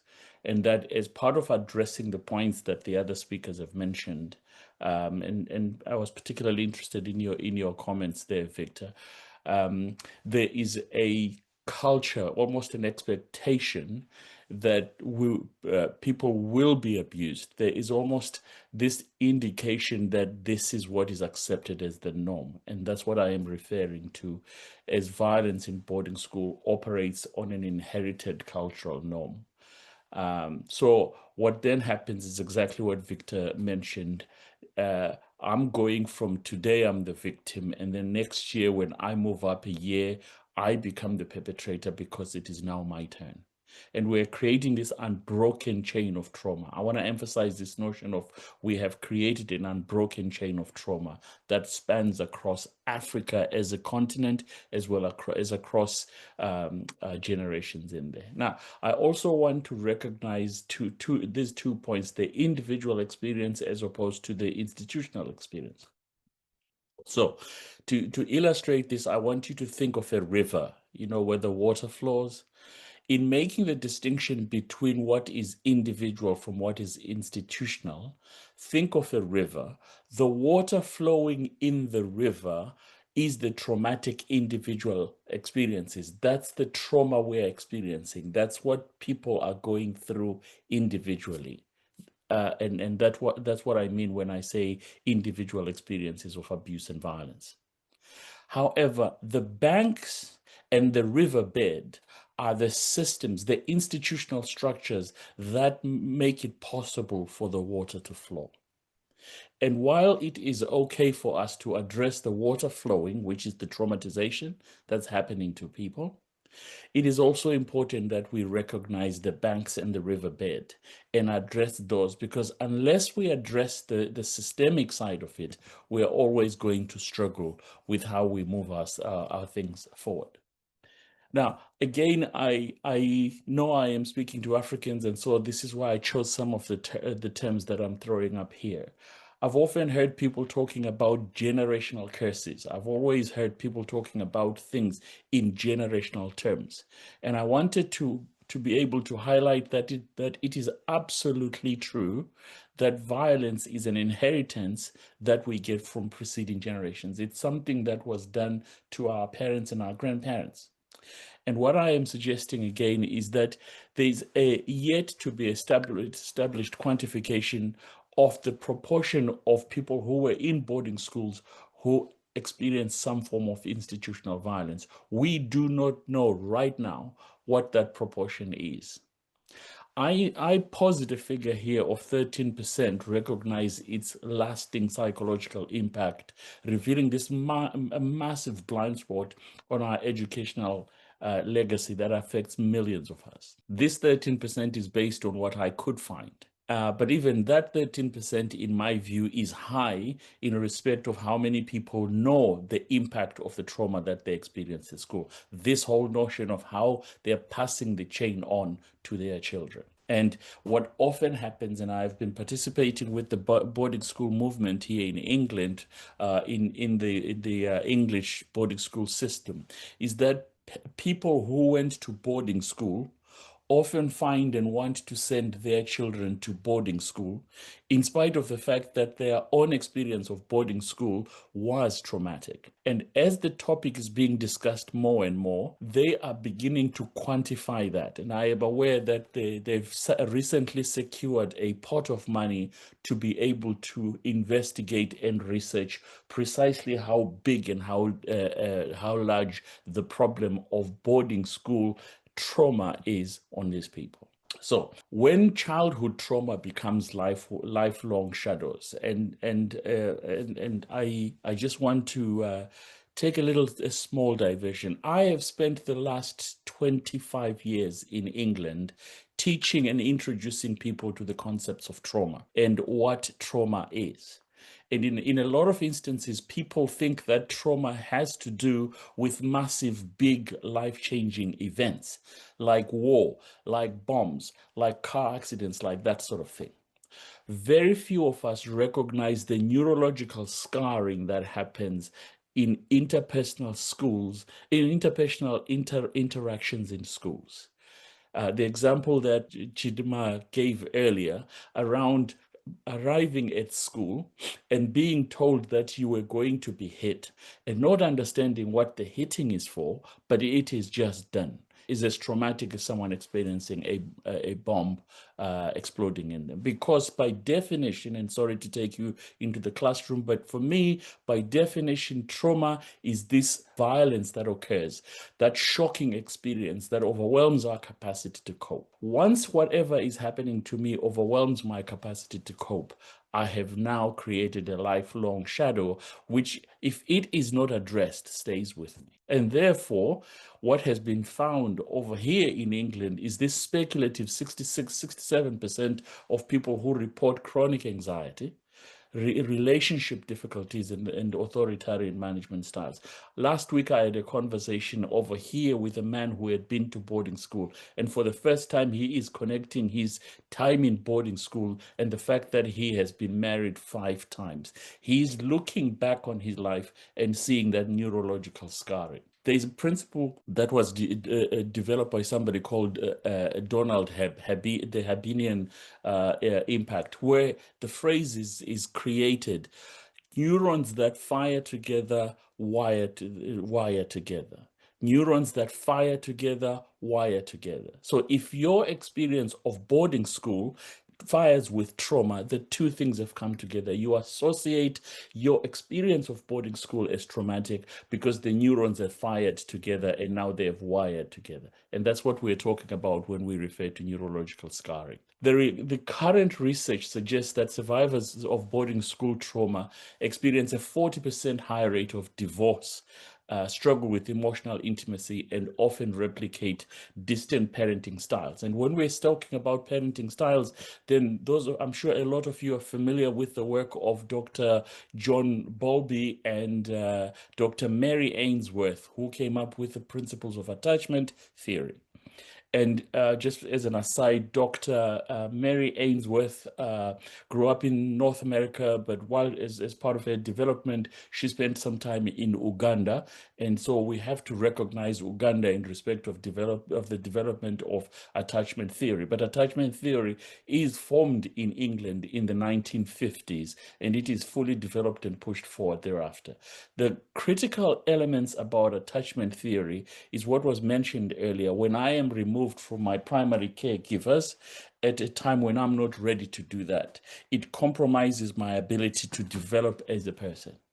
So I want to argue that many of Africa's current leaders are educated in violence-normalized boarding schools, and that they are unconsciously govern, manage, and lead through fear-based models that perpetuate authoritarian structures in politics, in business, in education, and stifle innovation and perpetuate systemic oppression. What do I mean by that? Oftentimes, and I'm not in Nigeria, so I'm unfortunately cannot use examples from Nigeria, but certainly in Southern Africa, I'm very familiar with Zimbabwe because I'm Zimbabwean, but I've also am quite familiar with the countries within that part of the world known as the Southern Africa Development Community, SADC. One of the things that I'm vividly aware around our political leaders is this reference to seniors and juniors. We want to refer to those that were in the school before us as our seniors and those that come afterwards as our juniors. There is an expectation, there is an assumption from the seniors that they will be afforded certain privileges by virtue of having been to the school before, particularly if you're boarding. And then that this legacy, this chain that we keep passing along, this expectation that because I have gone before you, this hierarchical principle that imbues fear in us, and it perpetuates these authoritarian structures. Authoritarian structures do not support innovation. They stifle innovation. And if we're going to break out of these things, we're going to have to break this model of authoritarian structures. So the current crisis, and this is the thing that I noticed, and again, I'm looking at these things from England, looking at what I could find about Africa, is that there were 847 cases that were documented of severe boarding school abuse across 23 countries. There's a report that I saw where they are talking about severe, and some of us here, and I'm sorry to trigger some of us with this constant reference here, but there are instances where children have died at the hands of other children. But there are many reports of children dying at the hands of adults in the school. Yet there's a sense in which those reports represent at most 8% of actual incidents. We do not know the size of this problem, and current estimations suggest that 92% of those instances go unreported. This is systemic. So we need a media system that remains focused on this. We need to persuade those that are in the business of reporting news to do that for us in order that we stay on top of these things. Less than 12% of reported boarding school abuse cases result in meaningful legal consequences.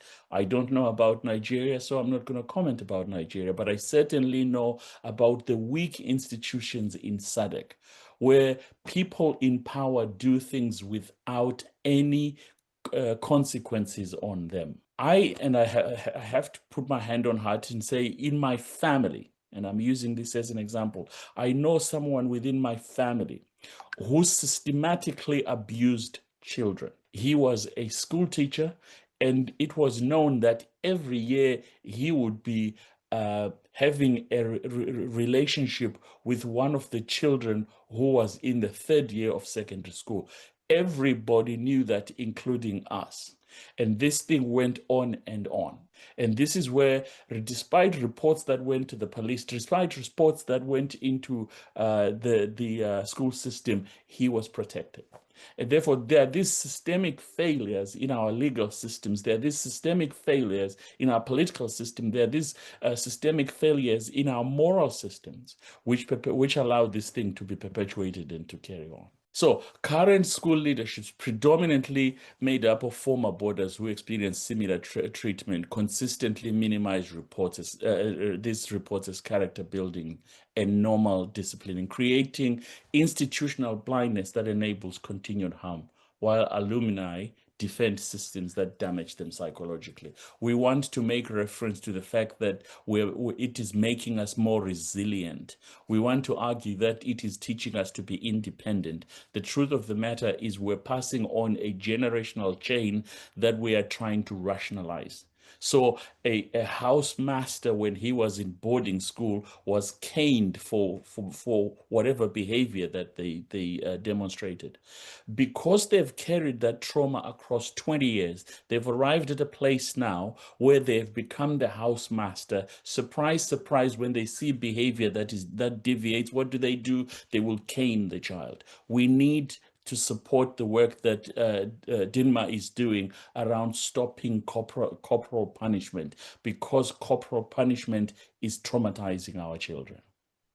So based on that, I have spent, as I said, the last 25 years teaching trauma and understanding the impact of trauma on people. And listening to Victor talking just a moment ago, and I'm on the way towards finishing this, I have created what I call compassion economics. And I saw the presentations about IQ intelligence quotient and EQ emotional quotient. I am going one step further and creating compassion quotient. What do I mean by compassion quotient?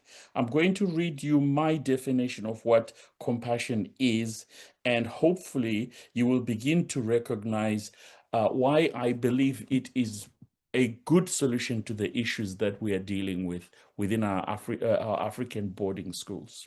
So for me, compassion is the intentional and actionable recognition of interdependence, where empathy, equity, and shared responsibility drives systemic well-being. I'll say that again: intentional and actionable recognition of interdependence, where empathy, equity, and shared responsibility drive systemic well-being. For those of you that are familiar with principles of forming thinking and psychology, epistemology, this is at the heart of Africanness.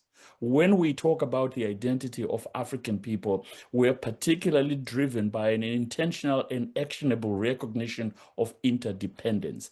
Our highest goal is not independence, as the West is trying to teach us. Our highest goal is interdependence, where empathy, equity, and shared responsibility drive systemic well-being.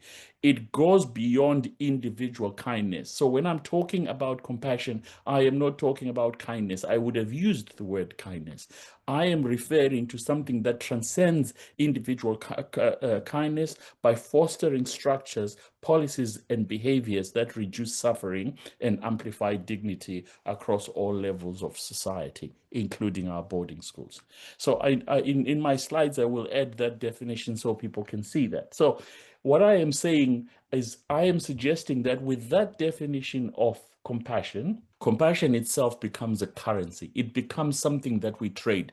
It's the thing that we exchange in our transactions. And that's this notion of looking at our transactions, looking at our interactions as people, and saying the currency that we use in those processes, in those interactions is compassion. And I am saying it is not an infinite resource, it is finite. And I want to argue that in the same way that we look after money, we need to look after our currency. And that's where this notion of compassion as being finite is critical. So compassion poverty manifests in astronomical costs. Look at the number of teachers that are burnt out. Look at the number of teachers that are harmful to children. And we wonder how and why they've turned out that way. It is because their organization, their school, their institution is compassion poor. While we think that by pushing children and pushing schools and so forth, we will increase academic performance, I want to argue that it reduces it. And that long-term psychological support is needed. We need to go in there and replenish currency in the children that we're looking at. So what do I mean by strategic compassion? Forward-thinking institutions will invest in compassion abundance. So compassion poverty is the one end of a spectrum, while compassion abundance is the opposite end of that spectrum. So that compassion abundance is attained through systemic staff well-being. When we invest in the staff and the adults in schools, when we teach and introduce teachers and adults in schools and the children themselves to principles of trauma-informed practices, so the children themselves and the adults around them understand what it means to experience an overwhelming event, what we call a traumatic incident. We need to engender and create structures for restorative discipline. Do not discipline a child in a way that is harmful to them, because you are defeating the purpose, is my argument. There are some times where we harm children without realizing that we are. I've created a concept of compassion leakage. Compassion leakage is when our compassion leaks out of us without us knowing. Compassion leakage occurs through microaggressions, small things. My favorite example is the use of WhatsApp. Is that through WhatsApp, we keep in contact with the world 24 hours a day. What we must recognize is when we see a message drop in, there's a micro debt that has already been created by the fact that we've seen the message come in. We know that the message is there. We know that we have to respond to it at some point. We may not know who it's coming from or what it is about, but we have already created a micro debt. That's the imperceptible nature of compassion leakage. In boarding schools with their hierarchical peer systems and inadequate supervision ratios, compassion leakage is constantly happening. It's no wonder the adults and the people who are in the schools are in such a poor state in terms of compassion. So in modern environments, compassion leaks out even faster because of social media, because of cyberbullying, because of the pressure of constant digital connectivity. So compassion drainage, unlike compassion leakage, is when we are conscious of the fact that we are losing our compassion. We have friends, we have family members who we know they are a drain on our compassion, and we're struggling with what we're going to do about that. We are aware of the loss. We choose to do nothing about it. That's what I mean by toxic leadership. So we have teachers that are screaming at children. We have a head teacher that is constantly shouting. I went to a boarding school where the head teacher was known for what we call discipline, which now I understand was nothing but other than violence. He was one of the most feared people that I have known in my whole life. That's number one. Number two, I went to a boarding school where there were groups of pupils who were known to, we used to call them wolves, because they used to terrorize other students, which was peer-on-peer violence. It was known, and we accepted it, and we lived with it. And that's why I refer to those things as compassion drainage. So the critical difference is when it is compassion leakage, it is happening without our awareness. When it is compassion drainage, we're fully aware of it and we're letting it happen. And that's what we're doing in our schools. So I'm going to skip through this so we can get to what do we do about it. I just want to also introduce this very quickly, this idea of compassion bankruptcy. It is this notion of traumatic collapse. If you are in economics and you're talking about someone or an organization becoming bankrupt, usually it is something that happens suddenly. I'm not saying all the time, but it usually happens suddenly, but it is of such a nature that it cripples the institution. And it reaches to a place where there is no psychological state in which we can recover from it. Traumatic events do that to us. So in school, the examples that we've been listening to create in us traumatic events that bankrupt our compassion, and we don't know what to do with ourselves. And we live with that catastrophic failure. We live with those emotional and lasting damage because we have failed to make sense of it. So this is operating from a place of compassion bankruptcy. And we go through life and wonder why our relationships fail. We will go through life wondering why we can't hold down a job. Why is it that I can't get on with other people? Why is it that these people push me? Because I live with compassion bankruptcy. And it is this total collapse, this traumatic collapse, and often is found in us when we become parents, because not knowing what to do with it means we parent our children from this bankrupt state and wonder why our children turn out as poorly as they do. I've been talking to a couple whose 28-year-old son, this is what they're describing, their 28-year-old son of African descent is using all sorts of drugs here in England, including crystal meth. Question for them, because in terms of this work on compassion bankruptcy, the work that I do with them, we've started to unpick and unpack who they are as parents, and we're finding large gaps in their growing up, both mom and dad. And this is this notion of how we are now transferring our own bankruptcy to our children, and surprised why as parents we're failing to do this. So how do we do this? We transform our boarding schools through strategic compassion investment.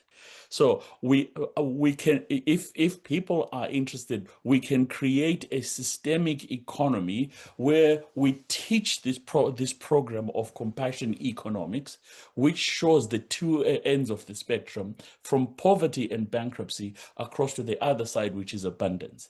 And we shape that in terms of how we can do that within our schools in a very measurable way. So we can create within the institutions that we have dashboards that will help us to invest in the teachers, invest in the parents, invest in the children. That is this process of a strategic compassion investment.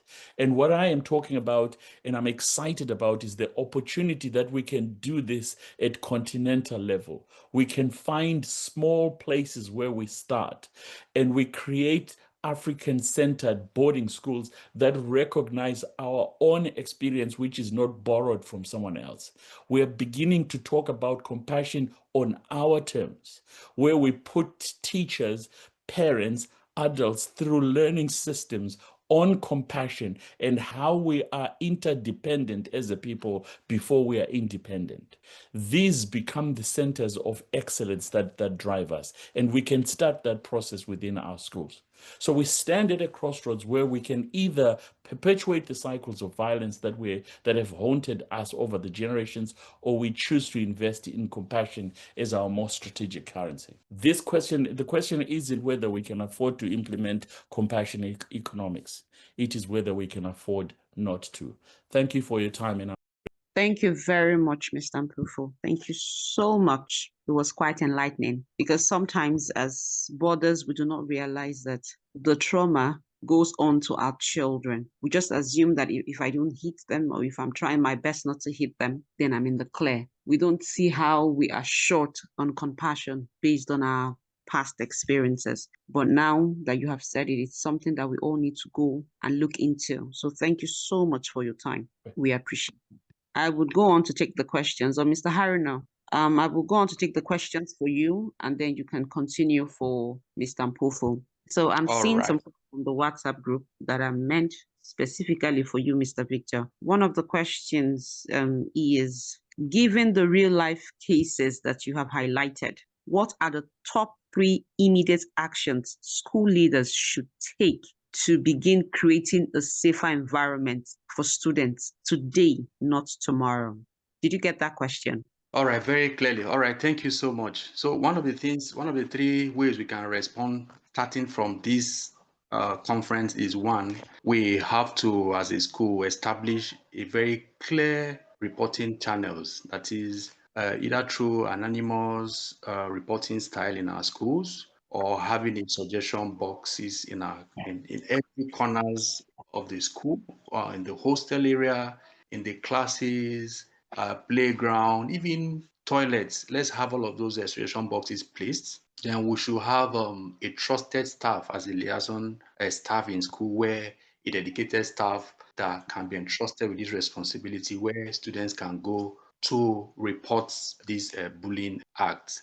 We can think out of the box again, bringing digital now at the moment for school to develop an app where we can have all of these bullying cases reported electronically. So this will go a long way to help. But that's one of that. Then secondly, we have to, as a school, set the tone from the top. That is, our school should frown at this particular bullying and be transparent in dealing with the case of bullying in our schools. In time past, schools tend to shy away from acting or responding to bullying case, just not to undermine the school or just to save the school face. But at the moment, school should come out. They should be transparent and be able to reinforce these policies around our school environment. It will go a long way to reduce this. Then we have to find a way to have a safety audit. It's something we can introduce in our schools where between 48 hours, maybe to 72 hours, that is about 3 days, the school administrator,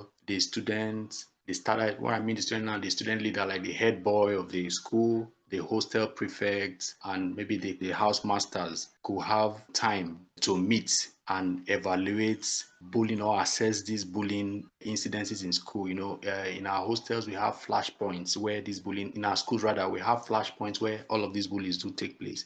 Hostel area, toilet area, even playground. So these are the flashpoints. So we could set up what we call a safety audit, including maybe the head boy, head girl, the housemaster, and maybe vice principal administration to be reviewing these things periodically. So that will, once that happens, anyway, if they spot out any of these, they could, help to reduce that. I think these 3 points can go a long way to help us. So the next question is, you have emphasized the importance of empowering teachers as first responders. How can under-resourced schools realistically train teachers to detect and respond to bullying effectively? Did you get that? Okay, I get it. Okay, fine. If you look at it very carefully, in some of our schools in the rural area, the schools that are not in the eyebrow, maybe in the city, the urban, we have these underserved teachers actually. Now, one of the things we can do is there's what we call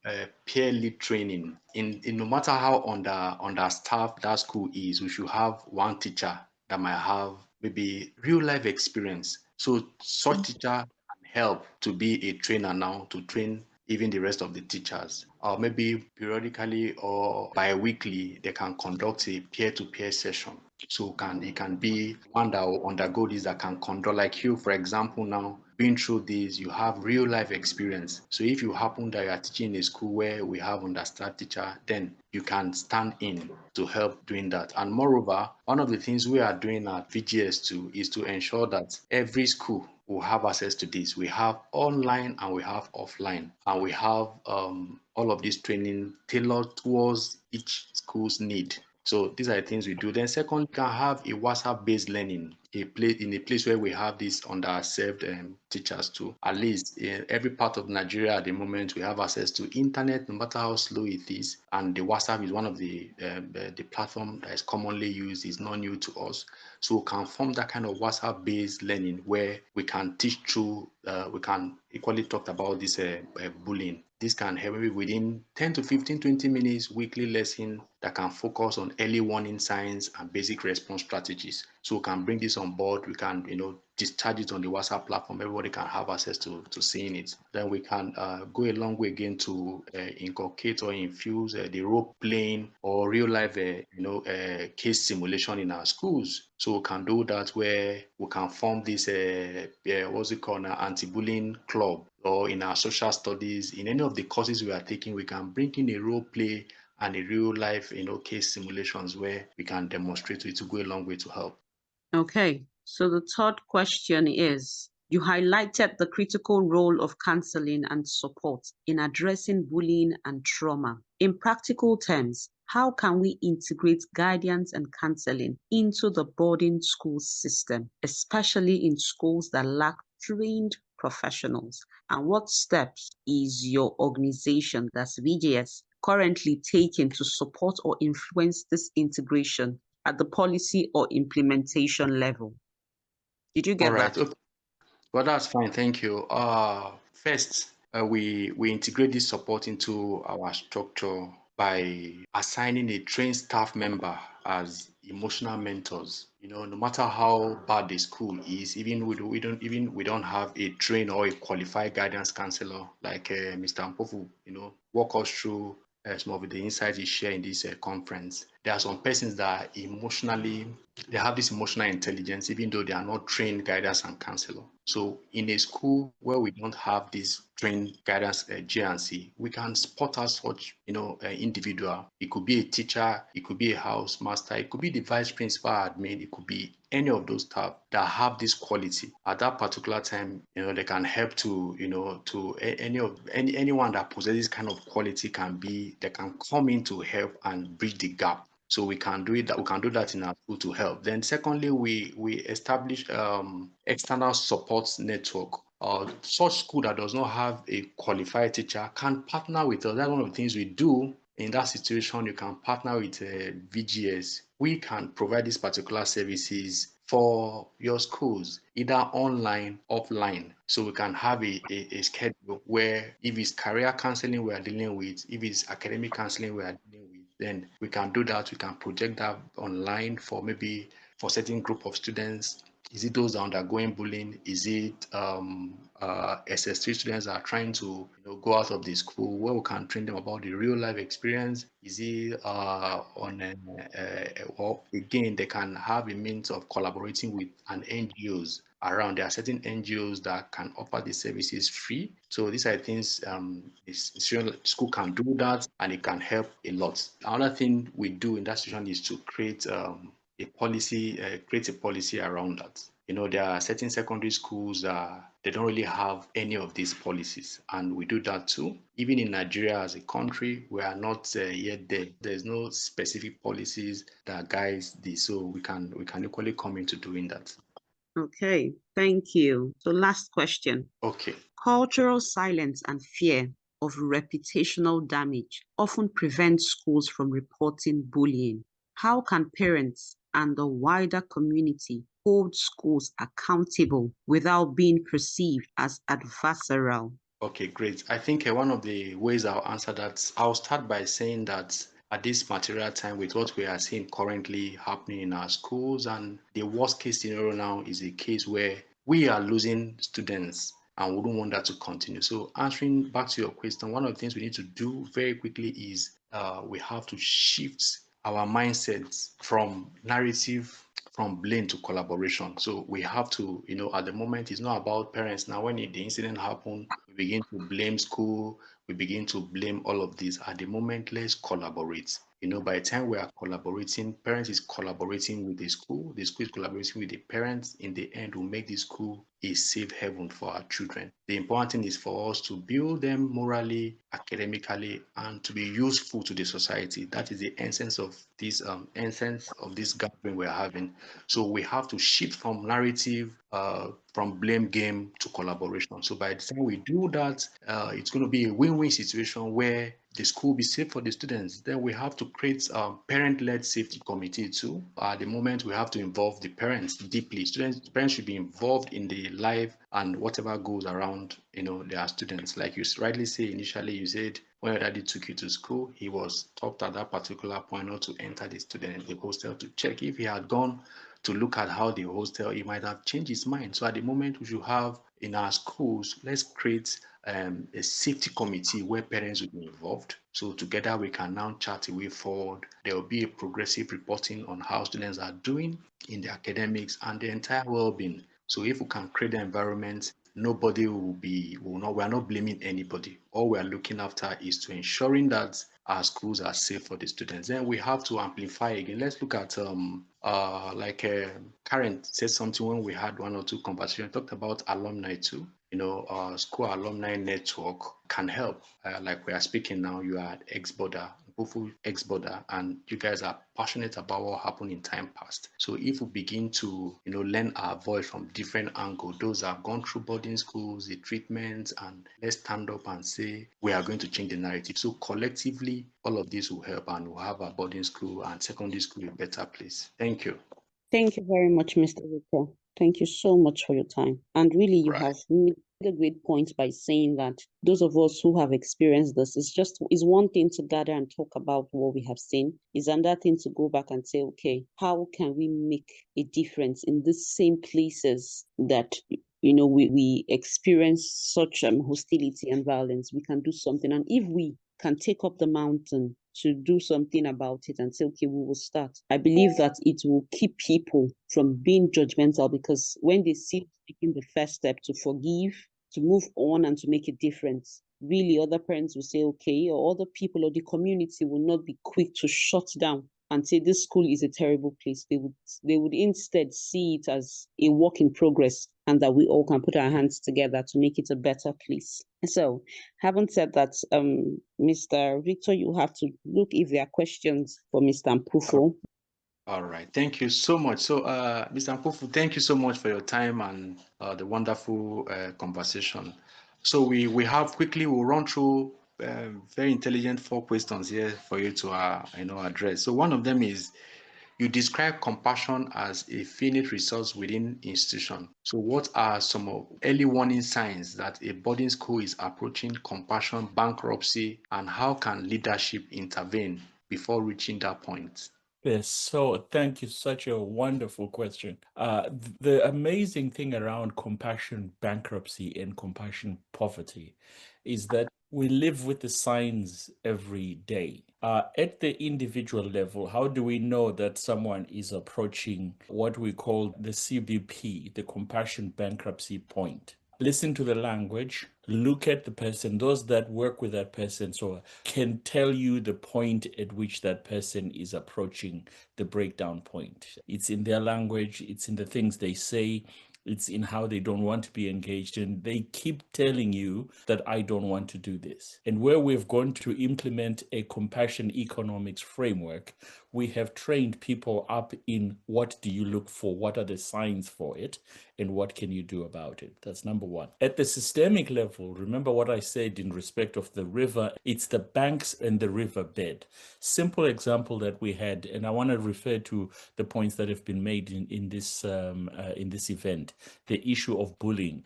Got invited to a school by a head teacher who was bringing us in to address the problem of boys bullying girls. 6 weeks later, we were sitting with the head teacher, saying to the head teacher, the framework that she created in her school was that she was bullying the teachers who were in turn bullying the children. This is where we're now saying, let us look at how the systems in the school create and make it possible for people to operate that way.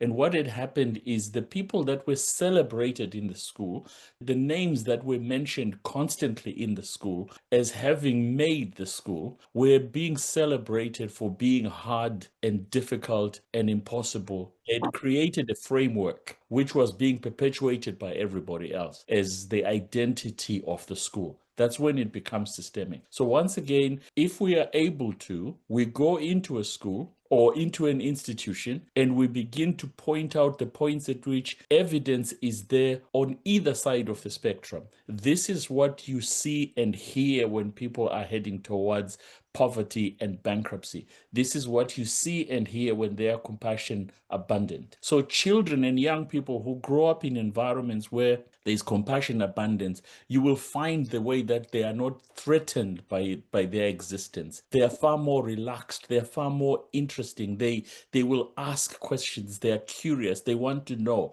School is no longer just accumulating a bunch of information. It's about trying things out. It's about testing things. So we're able to demonstrate the entire spectrum from compassion bankruptcy or poverty all the way to compassion abundance by virtue of paying attention to that culture, what people are saying and doing.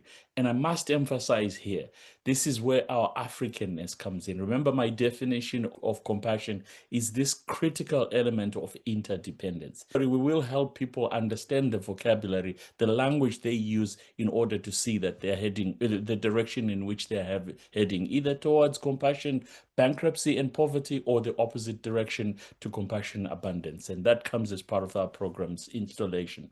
Wow, thank you. Thank you so much for your response. There's another question. Many African boarding schools operate under the assumption that strict discipline builds character. Mm, How do you begin to shift this long-standing cultural mindset, both fantastic.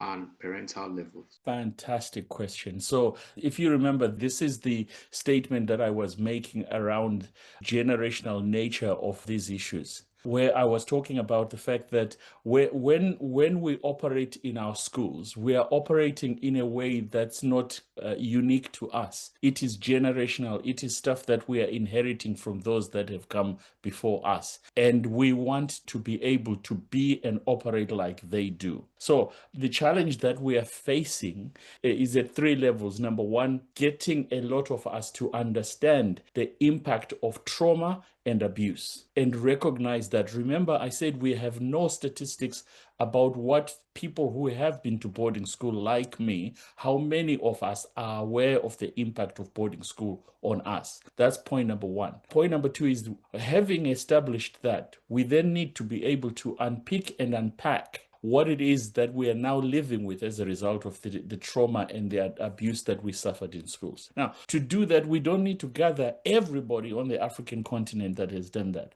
We work with who is in the room. We start off in small and with small groups, and we keep asking them that question, because when we have that template, we're then able to go into the schools and say, this is what those that have been to boarding school have said. Is this true for you? Based on that, we're no longer telling people what they should be doing. We're sharing with them other people's experience of going through boarding school at all levels, whether information is shared about what children and young people experience while going through the school, or what the adults in the school experienced while operating in the school. That gives us a framework by which we can now have conversations with school members, particularly with the parents, around how well are you doing? How well do you see yourself as a parent? How happy are you with your parenting capacity?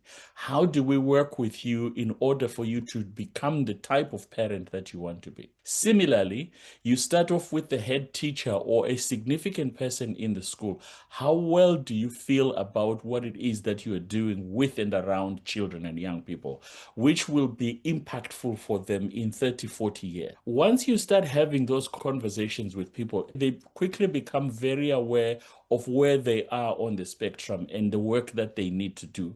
Because the critical thing is not to arrive and tell someone that they're compassion poor.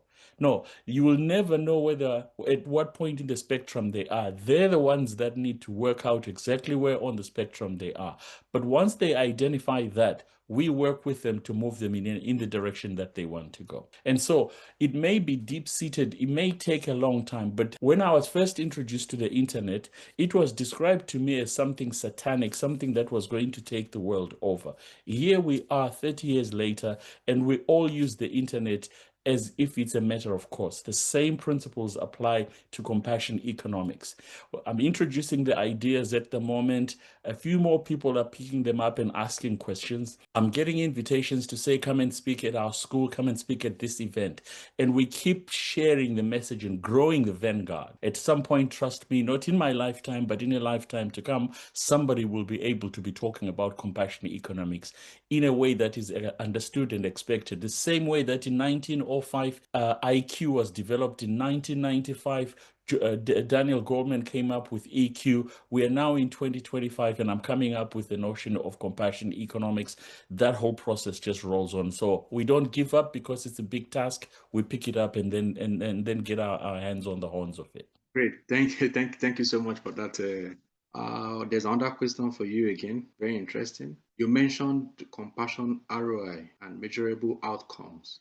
Could you share practical examples of schools where implementing compassion economics has resulted in real academic or behavioral improvement? Our program is younger, is too young to be able to give academic results. We do work with schools at the moment to try and unpack the connection between compassion economics and three primary drivers: attainment, attendance, and behavior. Great. And so at the moment, we've just created a framework that will connect those three elements in the school we're working with what they're going to be measuring when the academic year in this country starts in September. So from September this year through to July next year, we're going to be driving these principles that we have created. And that's going to be our first data set in respect of connecting compassion economics and schools here in England. I would be really interested in doing the same thing with schools on the continent, because my life is about focusing on the continent now. So yeah, I would be really excited if someone wants to have a conversation. Great. All right. Thank you. Thank you so much for that response. And we're looking forward to having those data coming in as time roll by. So thank you. So the last question is, you have powerfully highlighted the deep long-term impact of violence and trauma in African boarding schools. Could you share more about the specific role you are playing through your work and organization to help break these cycles of harm? What are you doing to support affected individuals and push for systemic change on the ground? Yeah, this is where I'm going to. I always struggle with this, and yeah, it's a reflection of my Africanness, because the question is asking me to share what I have done, and I always feel like I'm being proud, I'm being immodest when I say that. So be aware that I'm sensitive to that. So in terms of compassion economics and developing the concept, as I'm saying, I've been developing it here in England. In the work that I have done over the last 20 years within England, focusing specifically on trauma awareness and trauma-informed practice, I can safely say, and this is a recognized concept which is provable in this country, I have personally trained over 5,000 practitioners in trauma-informed practice.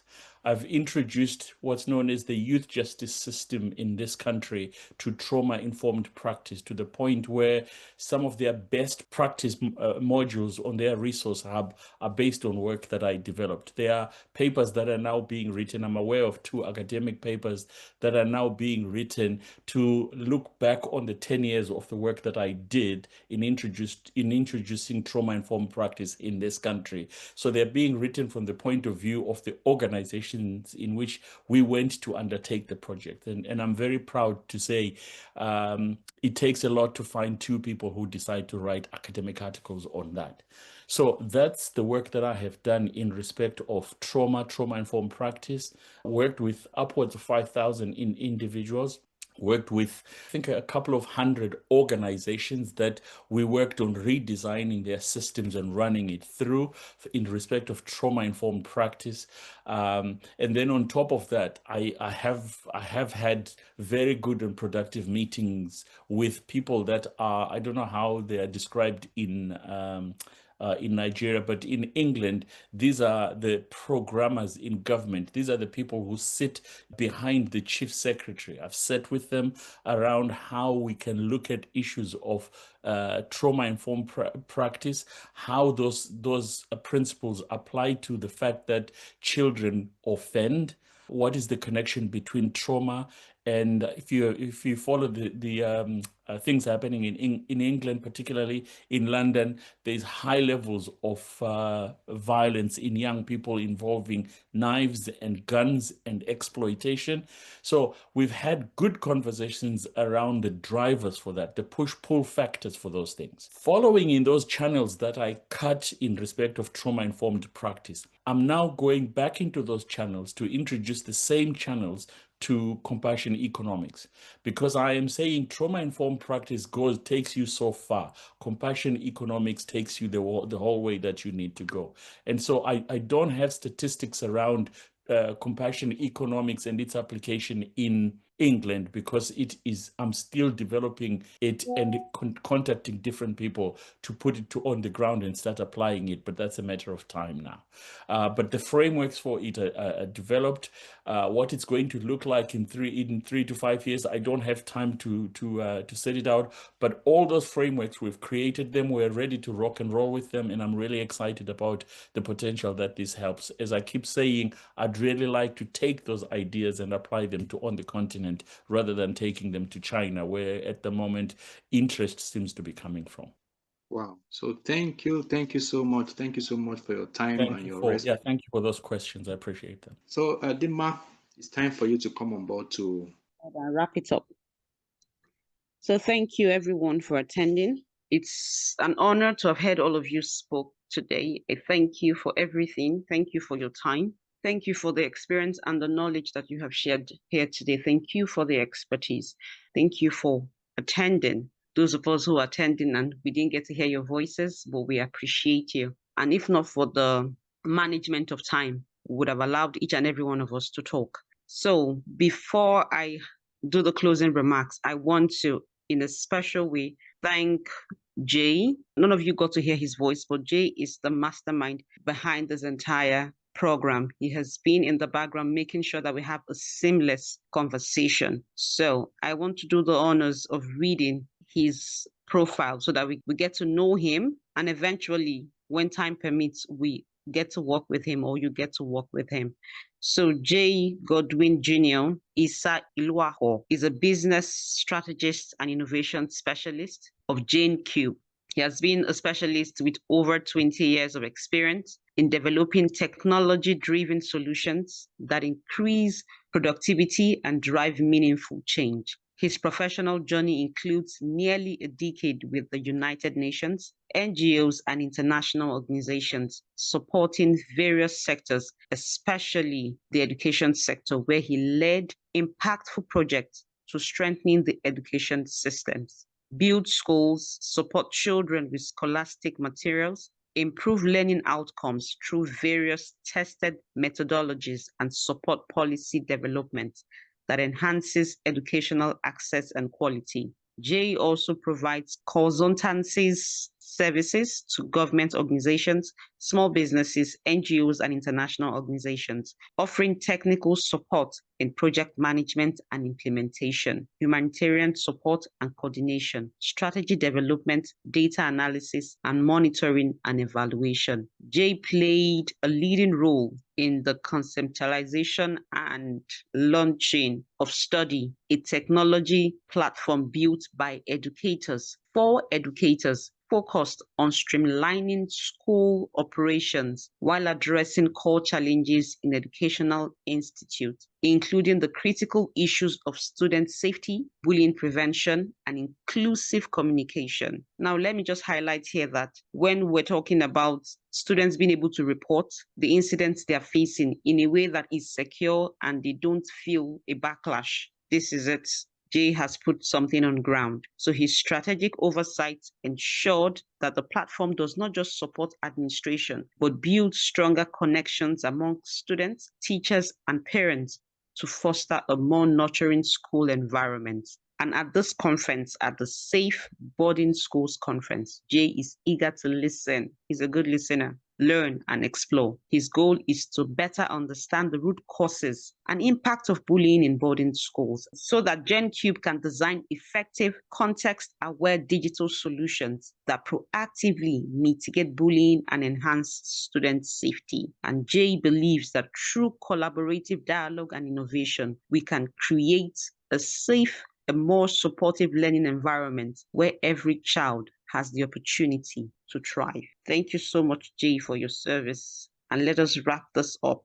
So for the closing remarks, distinguished speakers and our honorable audience, as we close this important conversation, I want to sincerely thank each of you for being here, for showing up, for caring, and for choosing to be a part of this movement. Today, we have pulled back the curtain on what so many children silently endure in boarding schools: violation of their rights, bullying, abuse, and violence masked as discipline. But beyond the pain, we have also seen what is possible when we commit to change. And this cannot be where it ends. So here's what comes next. On November 1st, 2025, we'll be hosting a follow-up event or a conference. This will be practical, action-focused event designed to equip school leaders, teachers, and child advocates with real tools to create safe and compassionate learning environments. So mark your calendars.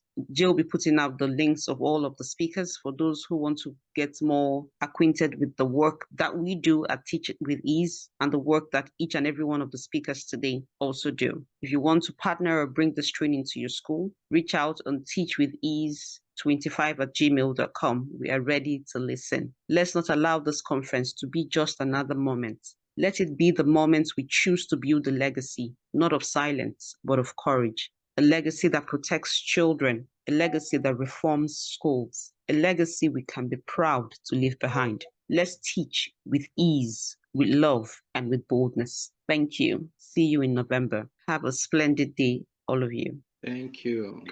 All right, so thank you so much. Thank you, Dima. Thank you, Mr. Mpofu. Thank you, Karen, and the rest of us that find time to join. Appreciate you, and we're looking forward to having us again come November. Do have a splendid day, great day. Thank you. Thank you. Thanks, everyone. Bye. Thanks for staying. Bye. Well done, Jay.